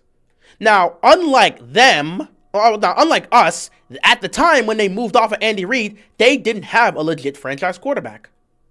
So yes, when they moved on to Chip Kelly, they were working with Nick Foles, who wasn't franchise quarterback material, especially at that time. They were working off of that, and they didn't build the team properly to really contend. But they had to take their licks. They had to deal with the losing seasons, embarrassments when you're throwing out Sam Bradford and all this other crap. But guess what? They moved off of Andy Reid in 2012. They won the Super Bowl in 2017. It only took them a little time to go get a new coach in Doug Peterson, who was the right coach at the time for what that team needed. They draft Carson Wentz. They build a great defense, bringing a lot of good pieces for the offense, bringing in weapons like an Alshon Jeffrey, and they set themselves up to go win the Super Bowl. Even when Carson Wentz went down after tearing his ACL against the Rams, Nick Foles comes in and he handles the business. Crazy what a good head coach would do for you. And even with that, Doug Peterson won a Super Bowl in 2017. And like 4 years later, he was out of there. They bring in Nick Sirianni. And in 3 years, Sirianni's coached that team to a Super Bowl. Philadelphia was not afraid to move off of their head coach, even when he was a winning coach that won them a Super Bowl. But we can't move off of John Harbaugh because of what? Blind loyalty? Because he won us a Super Bowl 13 years ago? Even though his philosophy is not leading to anything, we can't move off of him. Why? I thought this was a top-class organization. Do you not trust the Ravens front office? Do you not trust the GM? Do you not trust Steve Bisciotti to bring in the right guy? Why don't you trust this quote-unquote top-class organization to bring in the right guy that can coach this team? They have talent. You got a future Hall of Fame quarterback. You've got a future Hall of Fame running back. You've got a future Hall of Fame wide receiver. You've got talent all over the wahoo. You've got talent offensively and defensively. But you don't trust this top-class organization to bring in a head coach that can help them win a championship. It has to be John Harbaugh. Even though his philosophy has probably run its course, you don't trust the organization to go bring in the right guy. That says a lot about how much faith you have in this organization if you're clinging to Harbaugh desperately. These were the same people that clinged on to Greg Roman because his offense was top 10. The Eagles didn't win before Reid. They didn't win with Andy Reid. The Eagles did not win with Andy Reid. They didn't. They didn't win before Andy Reid. They didn't win with Andy Reid. But they went to 4 NFC Championship games and a Super Bowl with Andy Reid. And they were winning. The problem is they didn't have a franchise quarterback. After they moved off of McNabb, they had Michael Vick there for a while. Next thing you know, you got Nick Foles. They did not have a true franchise quarterback. And they were still finding ways to make the playoffs. They just weren't winning enough. They couldn't get it done. The opportunity to win a championship was there. They missed out on it. So they moved off of Andy Reid. And after Andy Reid, they took their brunt of the punishment, but they ended up getting the right guy in Doug Peterson, who they needed, won a championship. And that's even funny. I don't even have to bring up the Andy Reid aspect. I can bring up Doug Peterson. Doug Peterson won a championship in 2017. By 2022, he was gone. In less than 5 years after winning a championship with Philadelphia, they moved off of him. They brought in Nick Sirianni. He's now won them a damn championship. But we got to be loyal forever to John Harbaugh because he won a championship 13 years ago, even though his philosophy has clearly not gotten the job done. But his job security should remain there forever because he won them a championship 13 years ago. Yet they were able to move off of Brian Billick, who won them a damn Super Bowl with Trent Dilfer, to go after a special teams coach in John Harbaugh. No problems with that, right? No problems. I'm supposed to be A-okay with that. Absolutely. That's fine, though. That's fine. We can move off of Brian Billick for John Harbaugh, who never was an offensive coordinator or a defensive coordinator, but we can't move off of John Harbaugh. And for all these people that want to say this nonsense about who you're going to go to, I've said this a million times. There are offensive and defensive coordinators that are doing such a great job that they absolutely deserve a chance to go be a head coach. I talked about this every year. Guess who's the new name to bring up this year? Guess who's the new name to bring up? You see what's happening in Chicago? You see who's changed life for the Bears? Whether you believe they're real or not, look at what's happened with Chicago. Look at what's happened with Chicago, bro. Look at what happened with Chicago. No one expected anything from Chicago. Look at where they are right now. Look at where they are right now. Look at where they are right now. I've said this all the time. There are offensive and defensive coordinators. There are all over the place. Every year we have a few offensive and defensive coordinators that are good enough to potentially go get a head coaching job. Last year, guess who it was? Mike Macdonald. Perfect candidate to be a head coach. Look at what he's doing with Seattle now. This year, it's Ben Johnson. Look at what he's doing with the Chicago Bears. You've got a lot of young coordinators that are proving they deserve a chance. And when they are getting that opportunity, they're thriving. No matter what happens with Chicago, no matter what happens with Seattle, those teams were missing the playoffs. They needed a change. And look what's happening with them. Look at how life has changed for Chicago. Look at what you get Ben Johnson next to Caleb Williams and this offense, and look what's happened with Chicago. That defense in Seattle was rotting by the time Pete Carroll was out the door. They bring in Mike Macdonald and he revives the defense of the Seattle Seahawks. Both of them young coordinators, now head coaches, now thriving. Don't know if they're going to win a Super Bowl or not, but they're thriving and they've revived teams that were on the down. You can get a head coach anywhere because every year there's a few coordinators' names who come up, who deserve an opportunity to prove that they can get this done. And some of these recent coordinators have been proving themselves. But we got to stick with this geriatric head coach because he's been here for 17 years and we won a championship with him 13 years ago.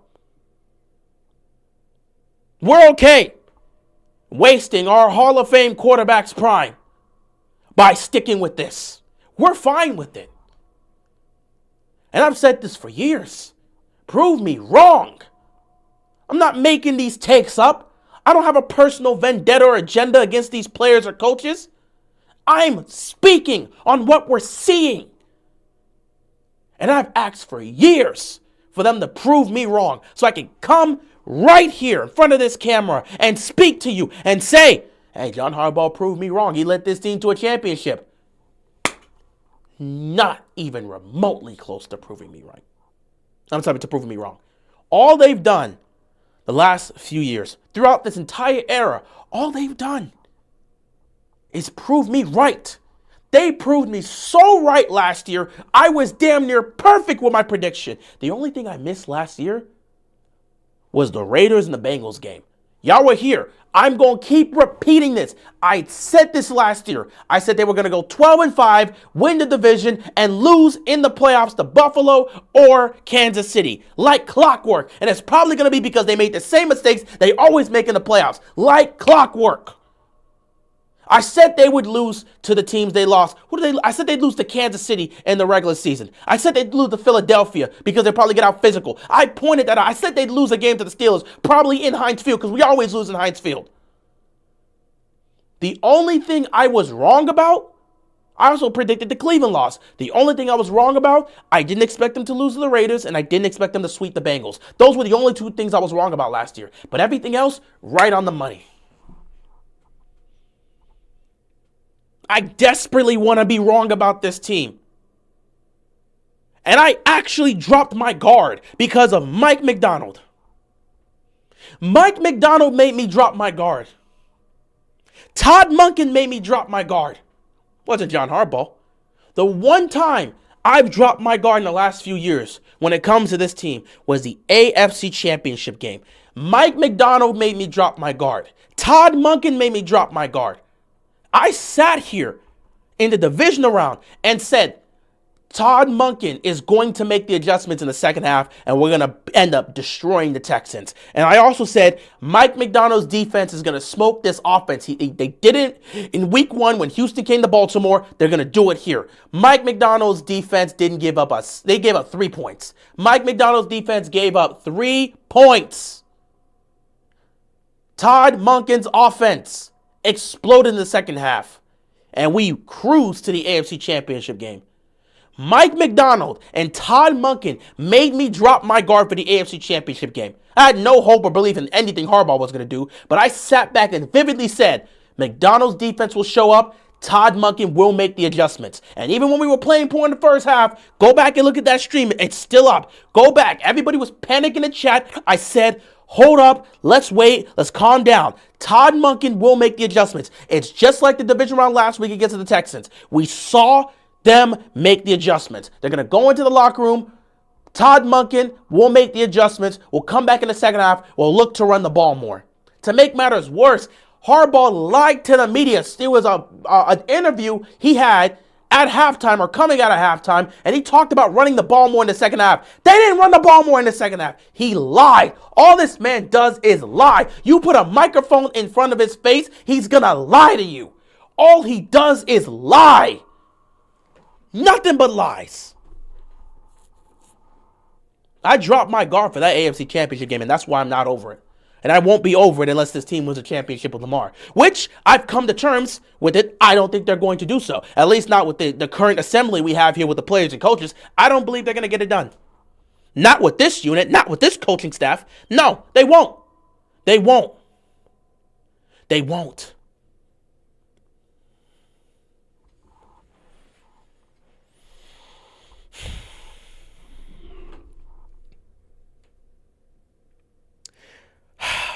It's gotten tiring.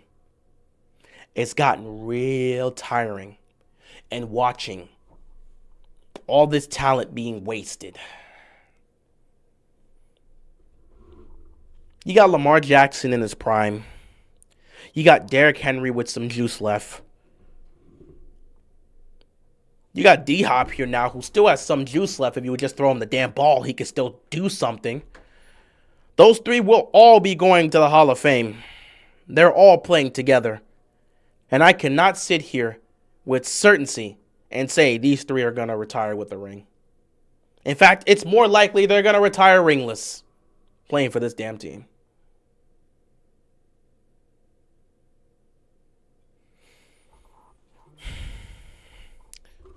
It's the same thing every single time with the Ravens. The same thing every single time.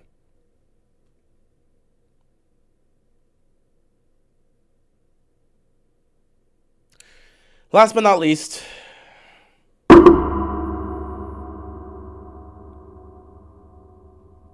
let's talk about our GM and how let's talk about our GM in the front office and how he and they have done a terrible job in setting this team up to really maximize their opportunities. I'm not, I'm going to take it back. I'm not going to say a terrible job, but they've done a poor job in certain increments because I don't think they have, I don't think they've been completely terrible. They've brought talent to this team, but I think they've been terrible in certain increments. You start off with the fact that they wasted the entire rookie contract of Lamar Jackson by never giving him the proper talent to succeed. Lamar Jackson won his first ever MVP, which was unanimous in 2019. He was throwing to a rookie Hollywood Brown, year 2 Mark Andrews, who had not emerged and become the all-pro Mark Andrews we know. He was throwing to Seth Roberts. He was throwing to Miles Boykin. He was throwing to Willie Snead.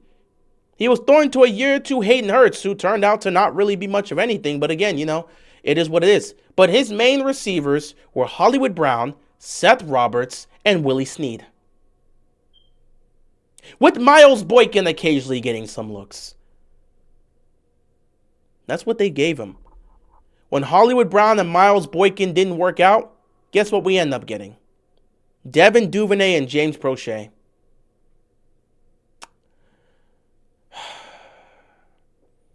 Throughout this time, there were plenty of receivers that were getting open in terms of trade, potential signing, sign a veteran, trade for a veteran. Diop was available 5 years ago. We don't even look at him. He goes to the Cardinals. Julio Jones was available 2 years before he was done. We could have got him. He still had juice left at that time. It could have been huge on our offense. We didn't get him. The front office has done a very poor job in that aspect. When it comes to surrounding Lamar with talent during his rookie year, they did a complete garbage job. They didn't give him anything to work with at all. The best he had was Hollywood Brown. And at least he had Mark Andrews to try to soften the blow. But they did not give him a receiving core that he could thrive with. That's what they did during his rookie contract. They didn't give him the proper tools to succeed. Now you skip over to the second contract because it is getting ready to end relatively soon. They're going to need another extension from him. It's not going to end soon. I think actually he's locked in till 2029. But they do need to work an extension to kind of limit the amount that the amount the cap's going to suffer. So they have to get to work on that. But during this second contract, they've done a better job in getting him talent. Of course, Bateman, they did draft during his first contract, but he was never healthy.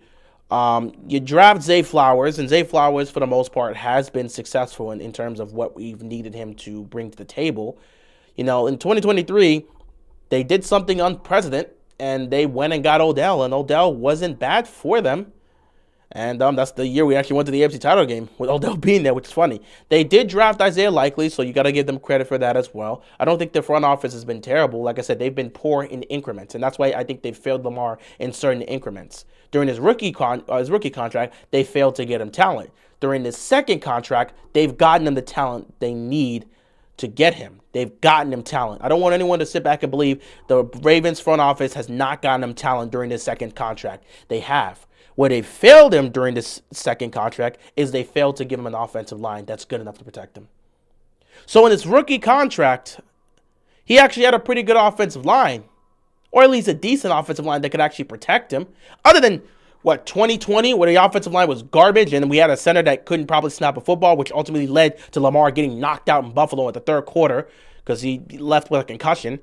Because the ball got snapped over his head and he had to run backwards to the end zone to catch the ball. And he throws it as someone slams him to the floor and he hits his head on the turf and he's damn near out and he suffers a concussion. Yeah, I remember that. So during his first contract, they didn't give him weapons to properly succeed. Now, during his second contract, they have not given him an offensive line to succeed. They have failed to build in the trenches. Because you can't say they haven't given him talent and weapons. Zay Flowers is a weapon. Rashad Bateman, being healthy, is at least help. Isaiah Likely, which they drafted in 2022, has been helpful. They have, they got Odell to try to help out. Nelson Aguilar was decent, not great. And now they brought in D-Hop. They've at least brought some level of talent. It's not perfect, knowing how this franchise is when they could get better talent, but they've at least brought in talent that you could see this team succeed in. succeed with. And to make matters better, they brought in Derrick Henry to pair next to Lamar Jackson. And you have Keaton Mitchell and all this other stuff. So they've at least brought in talent. During his rookie contract, he was not working with a lot of talent. You know, J.K. Dobbins could never stay healthy. Gus Edwards was in and out, and he also had moments where he suffered injuries. He was out, and at some point, Lamar was handing the ball off to Devontae Freeman and Le'Veon Bell for a brief moment, and what Kenyon Drake and all these other names. So at least now in this second contract, they have given him talent. But while they've given him talent, they have failed to give him an offensive line to protect him. They didn't build in the trenches. We're stuck with garbage at the left and right guard position. And right now, all we are doing is hoping and praying that Emory Jones continues to get opportunities. Mark Ingram was there in 2019. We did get a year of Mark Ingram. But we didn't know he had only a year left. We got a year of Mark Ingram, but after 2019, Buddy was cooked. So they did get a Mark Ingram. I will give them credit. They got Mark Ingram when he still had some juice left. And he gave us a fantastic year. After that, they knew it was up. So yeah, I'll give credit for Mark Ingram, but he only gave you 1 year. So I'll give them credit for that. That does deserve credit. But that's not even close to being enough when your wide receivers, when you're working with Willie Snead and Seth Roberts and Miles Boykin and Devin Duvernay and James Prochet. That's not enough. It's not enough. Even an old, decrepit Deshaun Jackson and an old, decrepit Dez Bryant, they brought in these guys to try to help him go win a Super Bowl like that was going to be realistic. So his first contract, they didn't give him the proper weapons to really be able to compete and contend and actually beat teams like Kansas City in the playoffs. During his second contract now, they have given him better talent. He does have weapons. The problem now is they haven't invested in the offense. I'm talking fast. They have not invested in the offensive line enough for us to feel comfortable with him being behind this offensive line and actually being protected. And we've seen the results this year. He's been sacked more times this year than last year. Clearly. All we're doing is praying that Emory Jones works out. Because if that works out, that at least fixes one problem. You still got Falele being a mess. But that at least fixes one problem for the most part. So, first contract, they did not invest in giving him the proper weapons to succeed. This contract, they did not invest in the offensive line and give him the proper protection he needs to be able to do his job as a quarterback.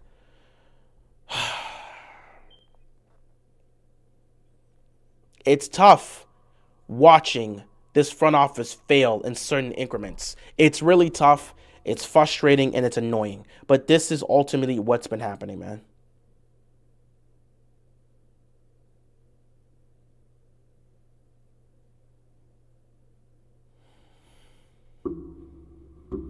They traded for Roquan over someone to help Lamar.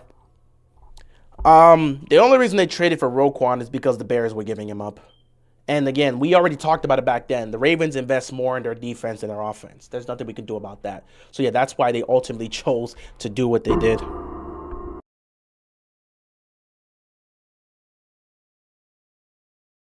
It is what it is when it comes to that. Nothing you can do. But yeah. They didn't really invest in the offense as much in the weapons during his first contract. In this contract, they haven't invested in the offensive line. And Lamar's gotten beaten up, and he's paid the price for this offensive line not being able to protect him. That's why he's been beaten up all year. So, yeah, they have the front office has failed him in increments. I don't want to be one of those people that's acting like the that acting like the front office and our GM and Eric DeCosta has been terrible and complete garbage and never did anything well. That's not true. I just think they've failed him in certain increments. In his first contract, they failed to get him the proper weapons to thrive in an offense. This contract, they have failed to give an offensive line to properly protect him and give him the opportunity to be able to bring out the best in these weapons and maximize these weapons. I also think not having a good offensive line has also caused them to not even be able to do anything functional-wise. Like, with this offense, they don't function within the system. How often do you see the Ravens execute plays within the flow of the offensive scheme? A lot of things that we do offensively are off script. What the O-line did very good versus Steelers and B-More last year, do you feel confident about them this Sunday? No. It's a different year. I don't feel confident about them at all. Last year, they weren't great, but they were better than what they've been now. And we don't even have Patrick McCarry. But yeah, EDC, the first contract, you didn't give him the proper weapons he needed in his first contract. Second contract, you have not built an offensive line that has allowed him the proper time and protection to be able to be as effective as he can be. And he's paying for the price right now. That's why he's hurt. Also, this offense, they never work functionally. They don't work within the flow of an offensive scheme. I'm going to ask you guys this. I just asked this. I'm going to ask it again. How often do you see the Ravens execute plays on script? Because I can name a bunch of plays where I've watched them execute those plays off script. There's so many times where I'm watching Lamar having to extend plays and roll out of the pocket to make plays and make throws down the field just because we can't execute within the script and the flow of our offense.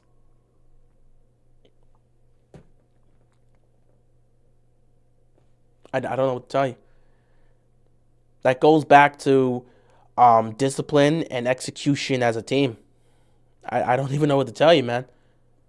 Like, how often have you seen these guys actually execute offensively within the flow of the system? How often are they executing on script plays? When the play call is given and the ball is snapped, how often are they executing on those plays?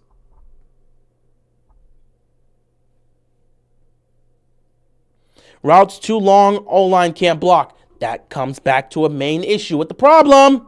With the main issue with the team, and that's the main problem of why they're not able to be as successful as they can be.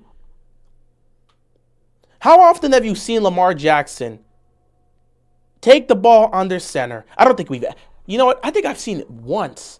I've seen it once where Lamar has taken the snap under center, maybe did like a 2 or 3 step drop back and actually threw the ball. There was another time where I literally watched Lamar. Maybe it wasn't like an early game. Like where I think there's been one time I've seen him actually take the ball from under center where he's taking it. The ball gets snapped. He pulls out, throws. Immediately finds this man right on target. And that was the play that was supposed to be called. How often do you see Lamar take a 3-step? Dude, does Lamar even take any small dropbacks anymore? Do you notice Lamar is always taking these deep 5, 7, 8-step dropbacks? Not even 5, 7, 8 dropbacks. Go look at this when he's under center. All these dropbacks are deep. Even when he's in the pocket, when he's in the shotgun, these are deep dropbacks that he's taking. He has to do it because the offensive line stinks. He can't do a 3-step dropback and get the ball out of his hands with what protection? All Lamar be doing is 7, 8-step dropbacks because he needs to buy time. And that's why you keep seeing more and more, they keep rolling Lamar to the right or rolling Lamar to the left. He can't stand in the pocket and deliver the ball on time within script. Not with this offensive line. Not with how they execute.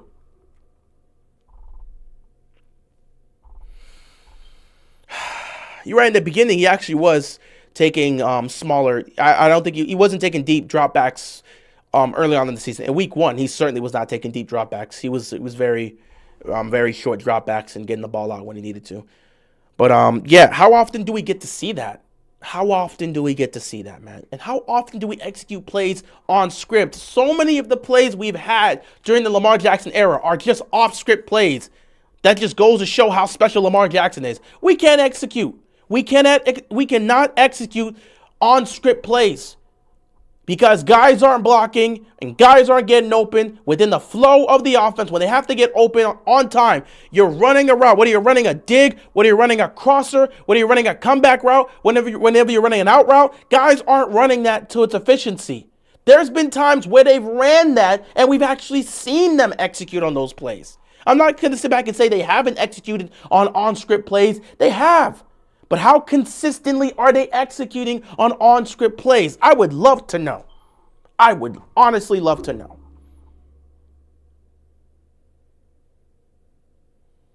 There's just so many things with this team, man. From the players themselves on the field that aren't executing, to the coordinators that have been conflicting and confusing this year in Todd Monken and flat out concerning and problematic in Zachary Orr, to our head coach who's still here despite the fact that his philosophy has clearly run its course and they refuse to move off him. To a front office that has not done their due diligence to protect their franchise quarterback by giving him an offensive line. I mean, it's just a mess all around. It is a mess all around when it comes to the Ravens. And that's why the title of the video is the title of the video. I don't know what to think about this team anymore. I don't know what to make of the Ravens. I don't know what to think about them. I don't know what to say about them. I'm so lost when it comes to the Baltimore Ravens. How am I supposed to feel at this point about this team? How am I supposed to feel about them? Based off of what I've seen this year, coming into the season, with all this dysfunction, all of this nonsense. The defense playing poor for the first half of the season before getting their crap together. Now the offense not even being able to execute anything. The same issues and mistakes that have cost them in previous years showing up. A team that loves to fumble the ball should have been addressed it, quote unquote do address it, and they still go out there and they still fumble the ball.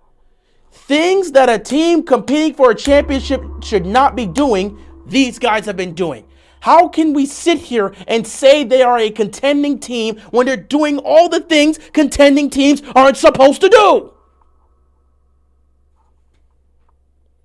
Everything that a contending team is not supposed to do, the Ravens have been done. That's why they started 1-5.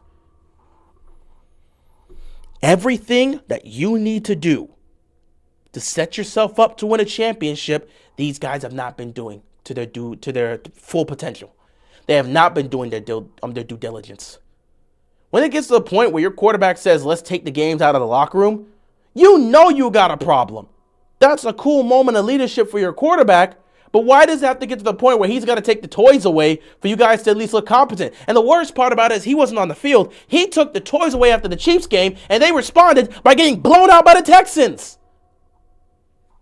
What is there to hope for? What is there to look forward to? We're hoping at this point, all the Ravens fans can do is hope this is a magical year like 2012, like the 2011 Giants, like the 2007 Giants, like whatever. We're hoping for a magical run. That's all we can hope for. Because right now, all these guys have done is showcase a level of dysfunction. They look like a mess right now. A complete mess. It has gotten to the point where now the media pundits have officially called out John Harbaugh and say he should be playing for his job. Is John Harbaugh playing for his job? No, he's not. But you got Nick Wright on television actively saying John Harbaugh should be playing for his job for the rest of the year. If this team misses the playoffs, or if they get in the playoffs and get embarrassed in the first round, John needs to go. You got Nick Wright saying that on television. He's also the same one that sat back and said the Lamar Harbaugh combo needs to come to an end. He fully said he's closing the Super Bowl window on that. And I absolutely agreed on him. I said it years ago. I don't think we're winning another Super Bowl with John. I do not think this iteration of Ravens football needs John Harbaugh to be the head coach. If he's the head coach, you're not winning a Super Bowl. Not this iteration of the Ravens. It's time for a change in philosophy in Baltimore. But Baltimore refuses to change their philosophy. They always want to do things their way. That's the stubbornness of this team.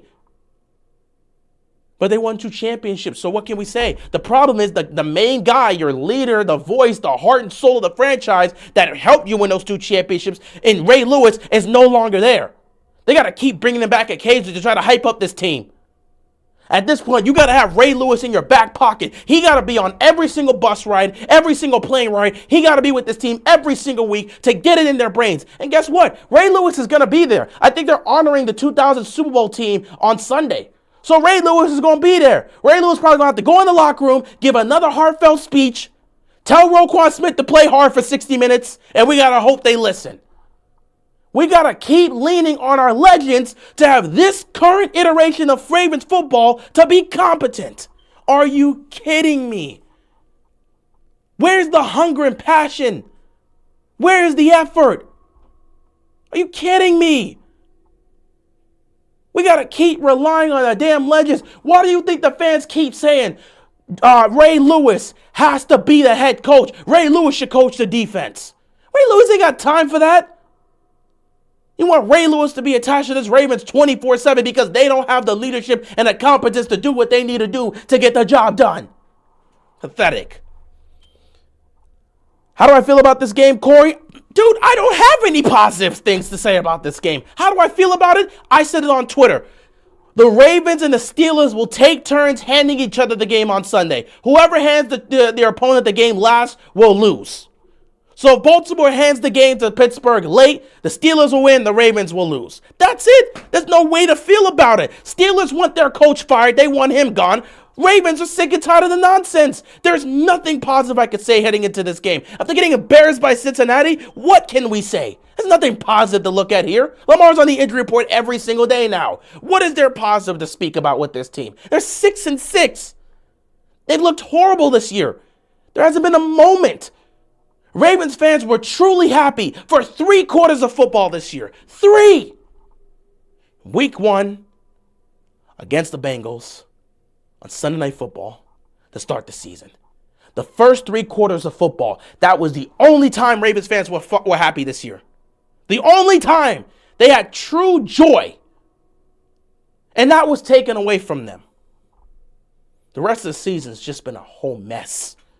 And now all we can do is pray that this team is like the 2011 Giants.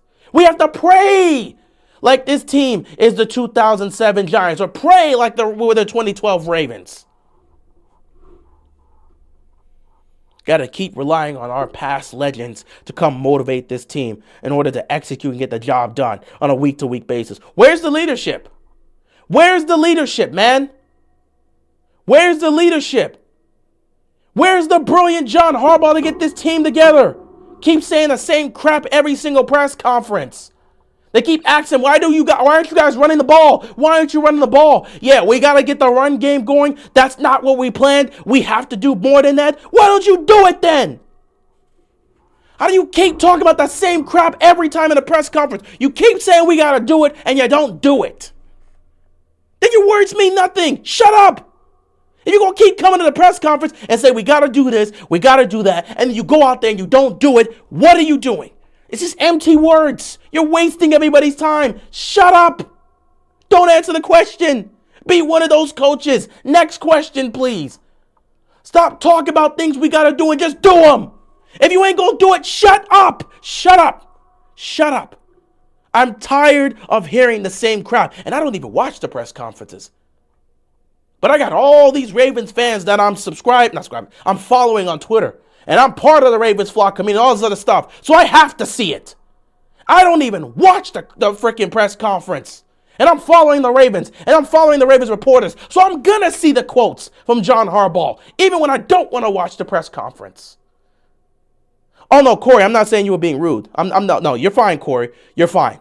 Listen, I know you guys want to lose out. You're in a similar situation we are in, except we have a Hall of Fame quarterback that we're wasting, and you guys are just wasting a Hall of Fame defensive player. I'm not saying you were being rude. I hope you didn't take offense to what I was saying. I hope you didn't take offense. I'm just saying that the way I feel about that game is that both fan bases are going into it with no hope or optimism for how their team is going to perform in this game or moving forward. You guys want Tomlin gone. You've actively chanted, fire Tomlin. Most of us want Harbaugh gone. We want significant changes. This game is just a battle between 2 incompetent football teams. So how I feel about it, it's going to be a lot of CTE football on Sunday.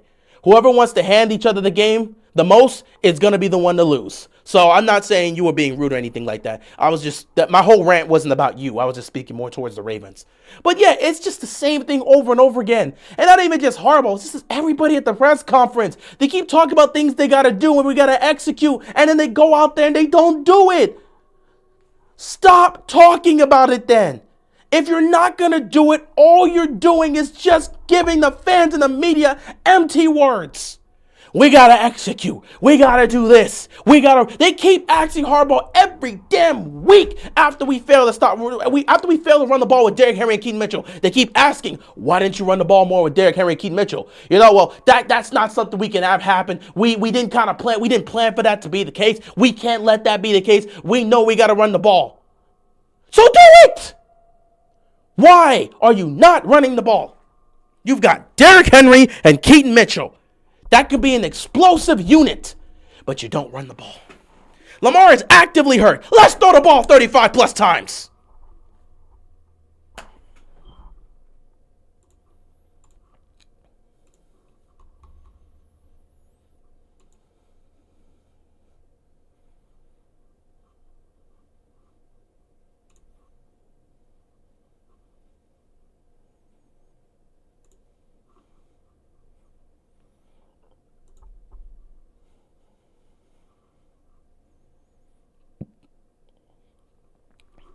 In the loss against the Bengals,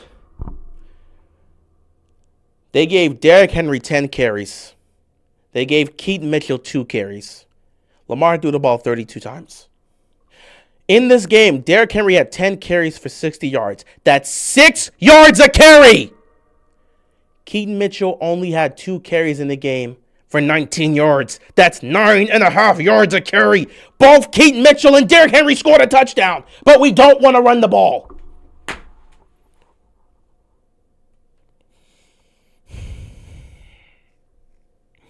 You could have an explosive duo that can do real damage, and we don't even want to use them.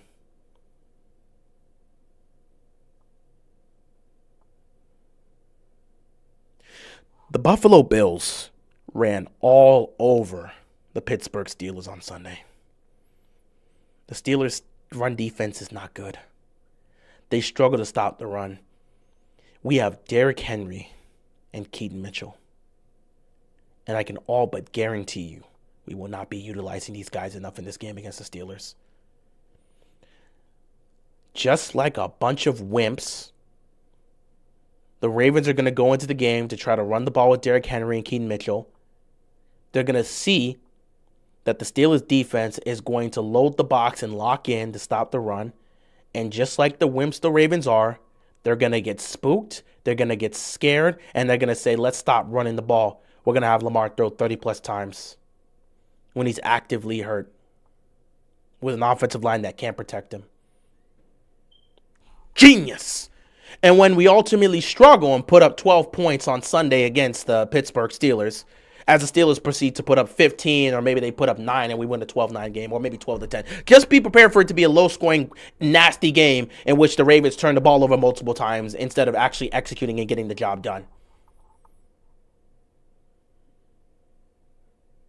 They'd probably score 25-plus points if they actually run the ball with Derrick Henry and Keaton Mitchell. But I guarantee you they'll put the ball in the hands of Lamar Jackson, who's visibly hobbled. He's not 100%. And an offensive line that can't protect him. Instead of handing the ball to Derrick Henry and Keaton Mitchell, let's just give TJ Watt as many chances as possible to put our quarterback in the dirt, knowing our offensive line stinks. And so when this offense ends up scoring 12 points on Sunday, and everyone gets pissed off, and everyone gets ready for the press conference that John Harbaugh is going to speak, and they ask him the question about why he didn't run the ball enough, and he says the same generic answer, everybody's going to get pissed off. But it's the same cycle of nonsense. What can you do? Guys, I am tired.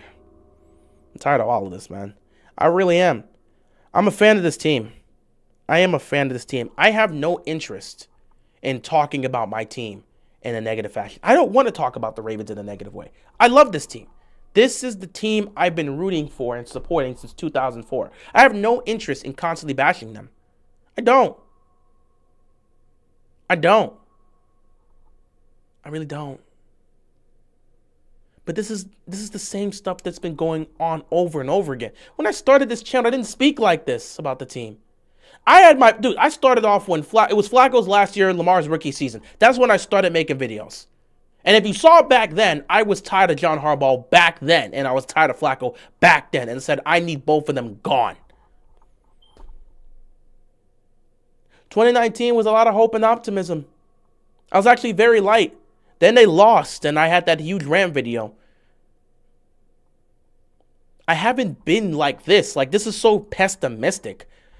I haven't been like this about this team when I started, man. I feel like Tree, man. I really do feel like Tree when he talked about the Steelers. I've really turned into Tree because I can see where he's coming from when he talks about the Steelers. When you're seeing the same nonsense happen over and over again, and an aspect of incompetence, and watching your team fail because they keep making the same mistakes over and over again. They're not growing, they're not changing, they're not improving, they're not making any sort of real progress. They keep falling into the same pit holes that's caused them to lose in previous years. When you watch your team keep doing that, at some point, you're just going to grow pessimistic. And you'll be like, yeah, it don't matter what they do this year. They're going to lose in the playoffs. And that's what everyone says. It don't matter what we do. We're going to lose in the playoffs. And even if we don't make the playoffs, Well, no. And if we, not even if we, and if somehow we miss the playoffs, it'll just be because, our quarterback couldn't get it done. If we make the playoffs, we're bound to lose the same way we've always lose. If we miss the playoffs, it's because we ended up losing the same way we always lose. We don't grow, we don't change, we don't improve, we don't learn. There's actual problems that need to be addressed. You want to fix them? No. There's issues when it comes to execution in the game. Do you want to fix them? No. There's issues when it comes to certain play calling in certain moments where we keep running away from our game plan. You want to fix them? No. There's problems that keep causing us to fall into the same pit holes we've been falling into for the last 8 years. Do you want to fix them? No. But somehow this year's going to be different. This year's going to be different. I hope we miss the playoffs, Crawley. I really do. Maybe if we miss the playoffs, John Harbaugh will be fired. But will he be? No. No. Probably won't be. I hope we miss the playoffs. I do. Because missing the playoffs could be the actual straw. Could be the actual straw. Not the actual straw. Could be the final straw. The actual final straw.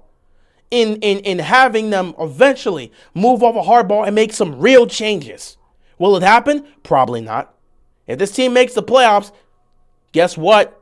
John Harbaugh's team made the playoffs after starting 1-5. They'll become the 4th team in NFL history. Well, not the 4th team. They'll become the 5th team in NFL history to make the playoffs after starting 1-5.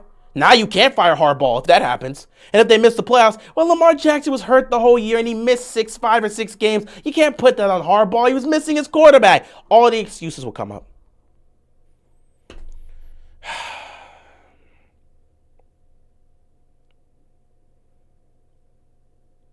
I don't want to talk about my team like this.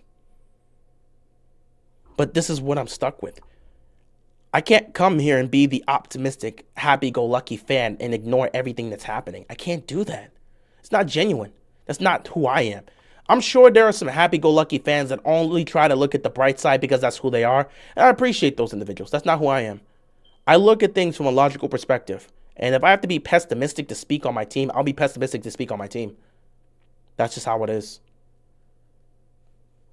That's just how it is, man.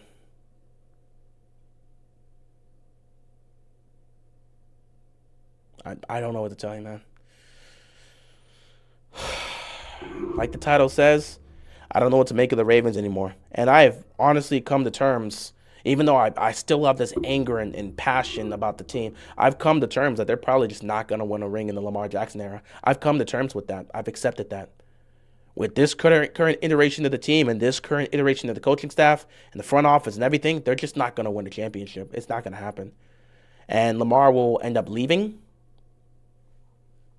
Or he'll be stuck here, and that's just...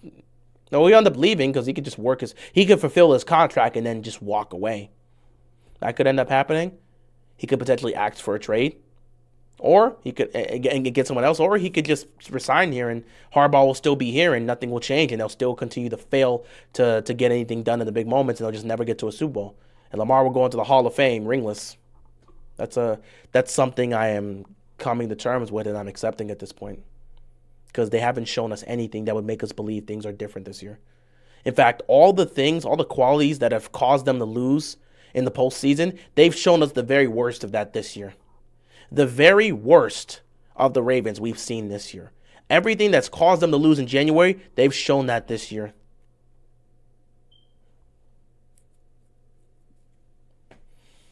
I've come to terms with it.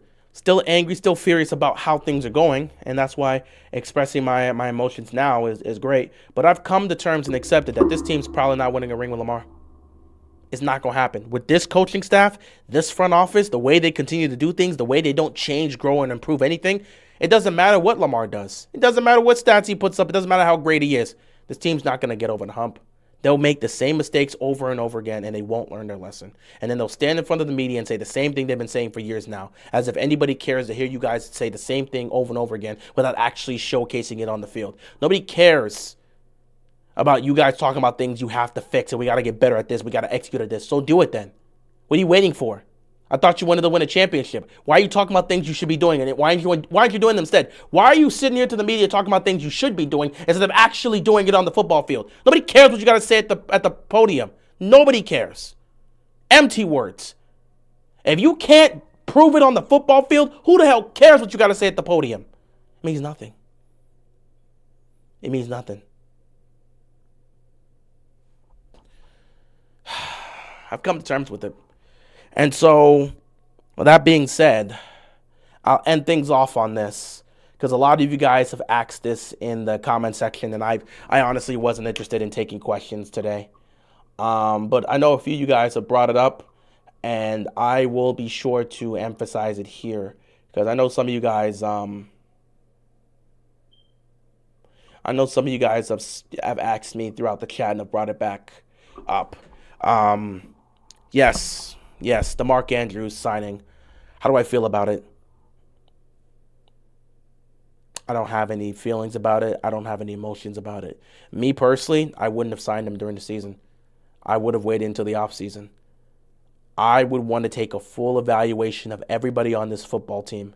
I mean, you wouldn't want to, man, if I had control of this team, it'd be a different conversation about the things we would have done. If I had control, Mike McDonald would be the head coach right now.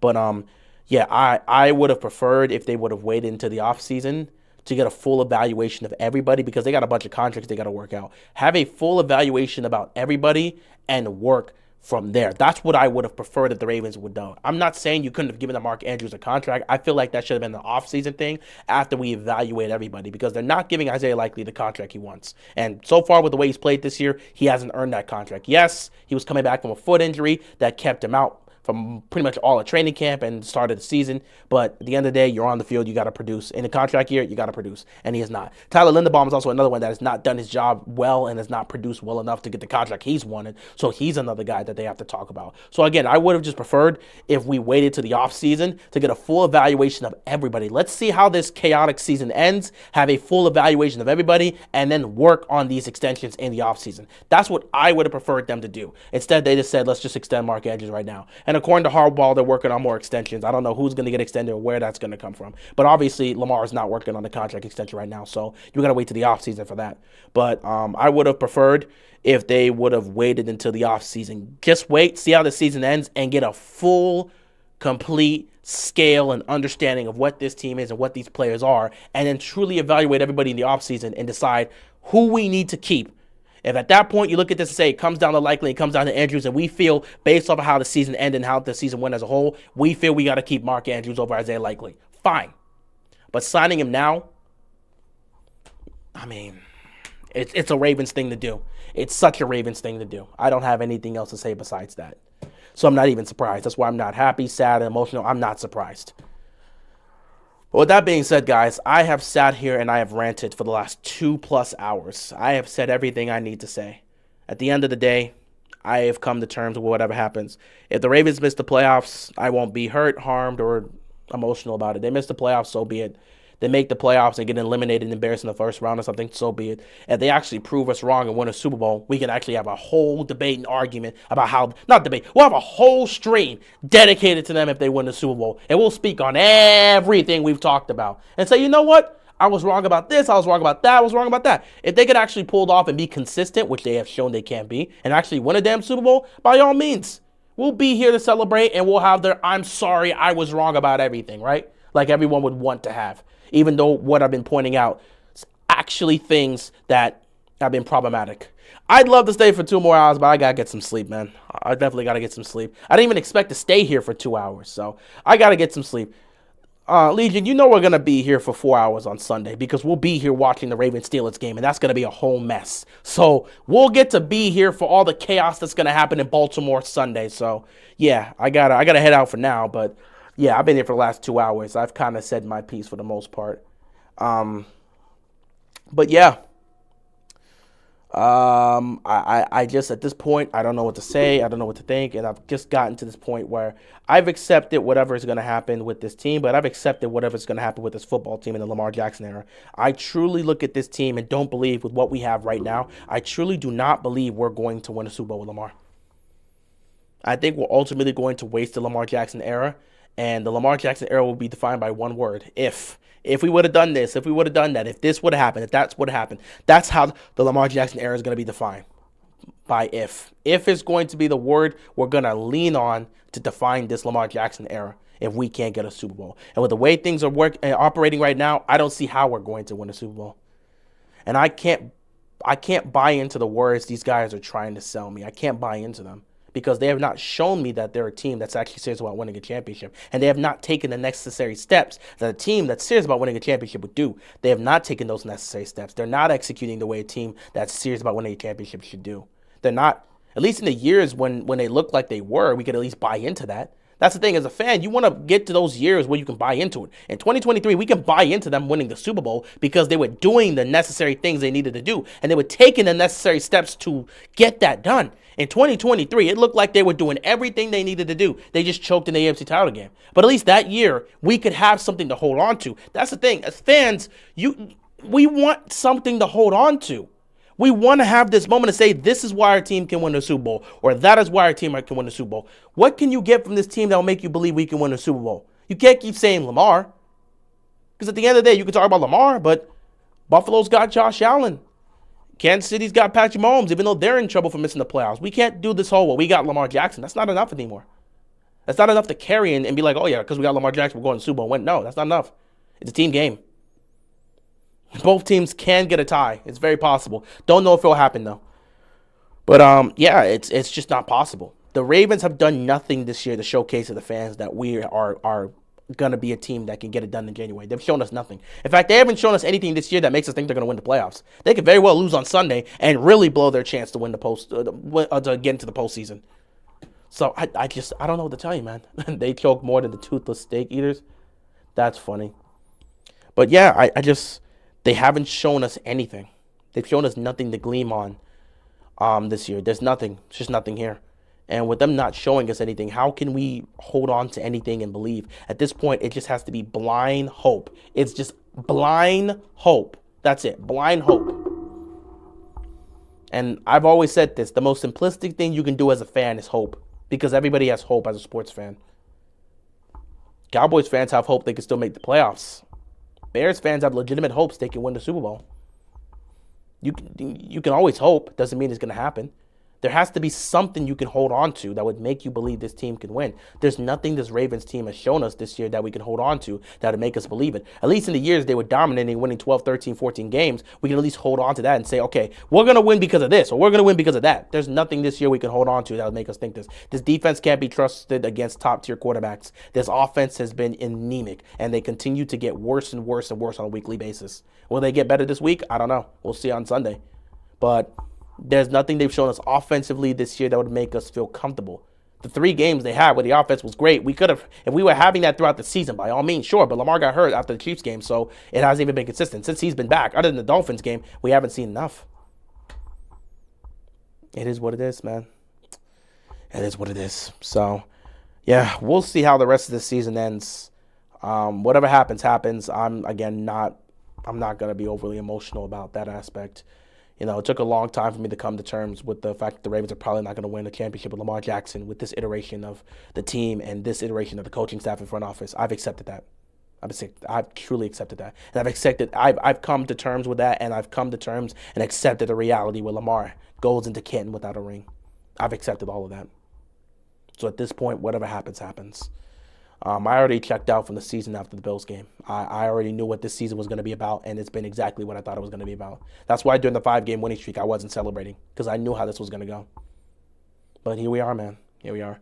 It is what it is. With that being said, guys, I am going to check on out of here. Thank you guys so much for tuning in to this rant. I really had to make this as we get ready for a crucial playoff game between the Ravens and the Steelers, because it is a playoff game. The loser of that game is ultimately going to miss the playoffs, because I think it's just going to be a downward spiral for whoever loses that game. And both teams do have some tough opponents moving forward. So whoever loses this game, it's just going to be a downward spiral. If Baltimore loses on Sunday, they're probably going to miss the playoffs. But yeah, with that being said, I appreciate you guys tuning in. Today is Saturday, so I'll see you Sunday. Well, I may make a stream tomorrow. We may have to do a more of a lighthearted stream because of today. You know, today was more of a 2-hour rant. Tomorrow we might do more of a lighthearted stream. Maybe. I'll see if I'm available for that. If not, I'll see you guys on Sunday when the Ravens play the Steelers. But I am going to call it a night here. Thank you guys so much for tuning in. I appreciate all the love and support. Sucks that we have to talk about this team this way. We love this team with all our heart, and all we want to do is see them win a championship. But with the way they're playing right now and the way they've been behaving and the way things have been going and the philosophy remaining the same and the mistakes that they've made over the years that have cost them the playoffs and they still make to this day, there's nothing that this team has shown us that would make us believe they're going to get it done in January. They're not a consistent football team. And if you're not consistent, you can't win in January. So it is what it is. But it sucks that we got to talk about a team this way. However, we are still Ravens fans. We still going to be here to support, and we still going to be here to watch the games until the bitter end. If we miss the playoffs, so be it. If we make the playoffs and get blown out in the first round, so be it. If we make the Super Bowl, hallelujah, our prayers were answered. Whatever happens, happens. We'll be here for it. We're going to finish the season off. With that being said, thank you so much for tuning in, guys. I will let you guys go. Go sleep. I would say enjoy the rest of your night, but it's 12:30. Well, not 12:30. It's 12:19. So just go sleep, get some rest, and I guess enjoy the beginning of your weekend if you can, for the most part.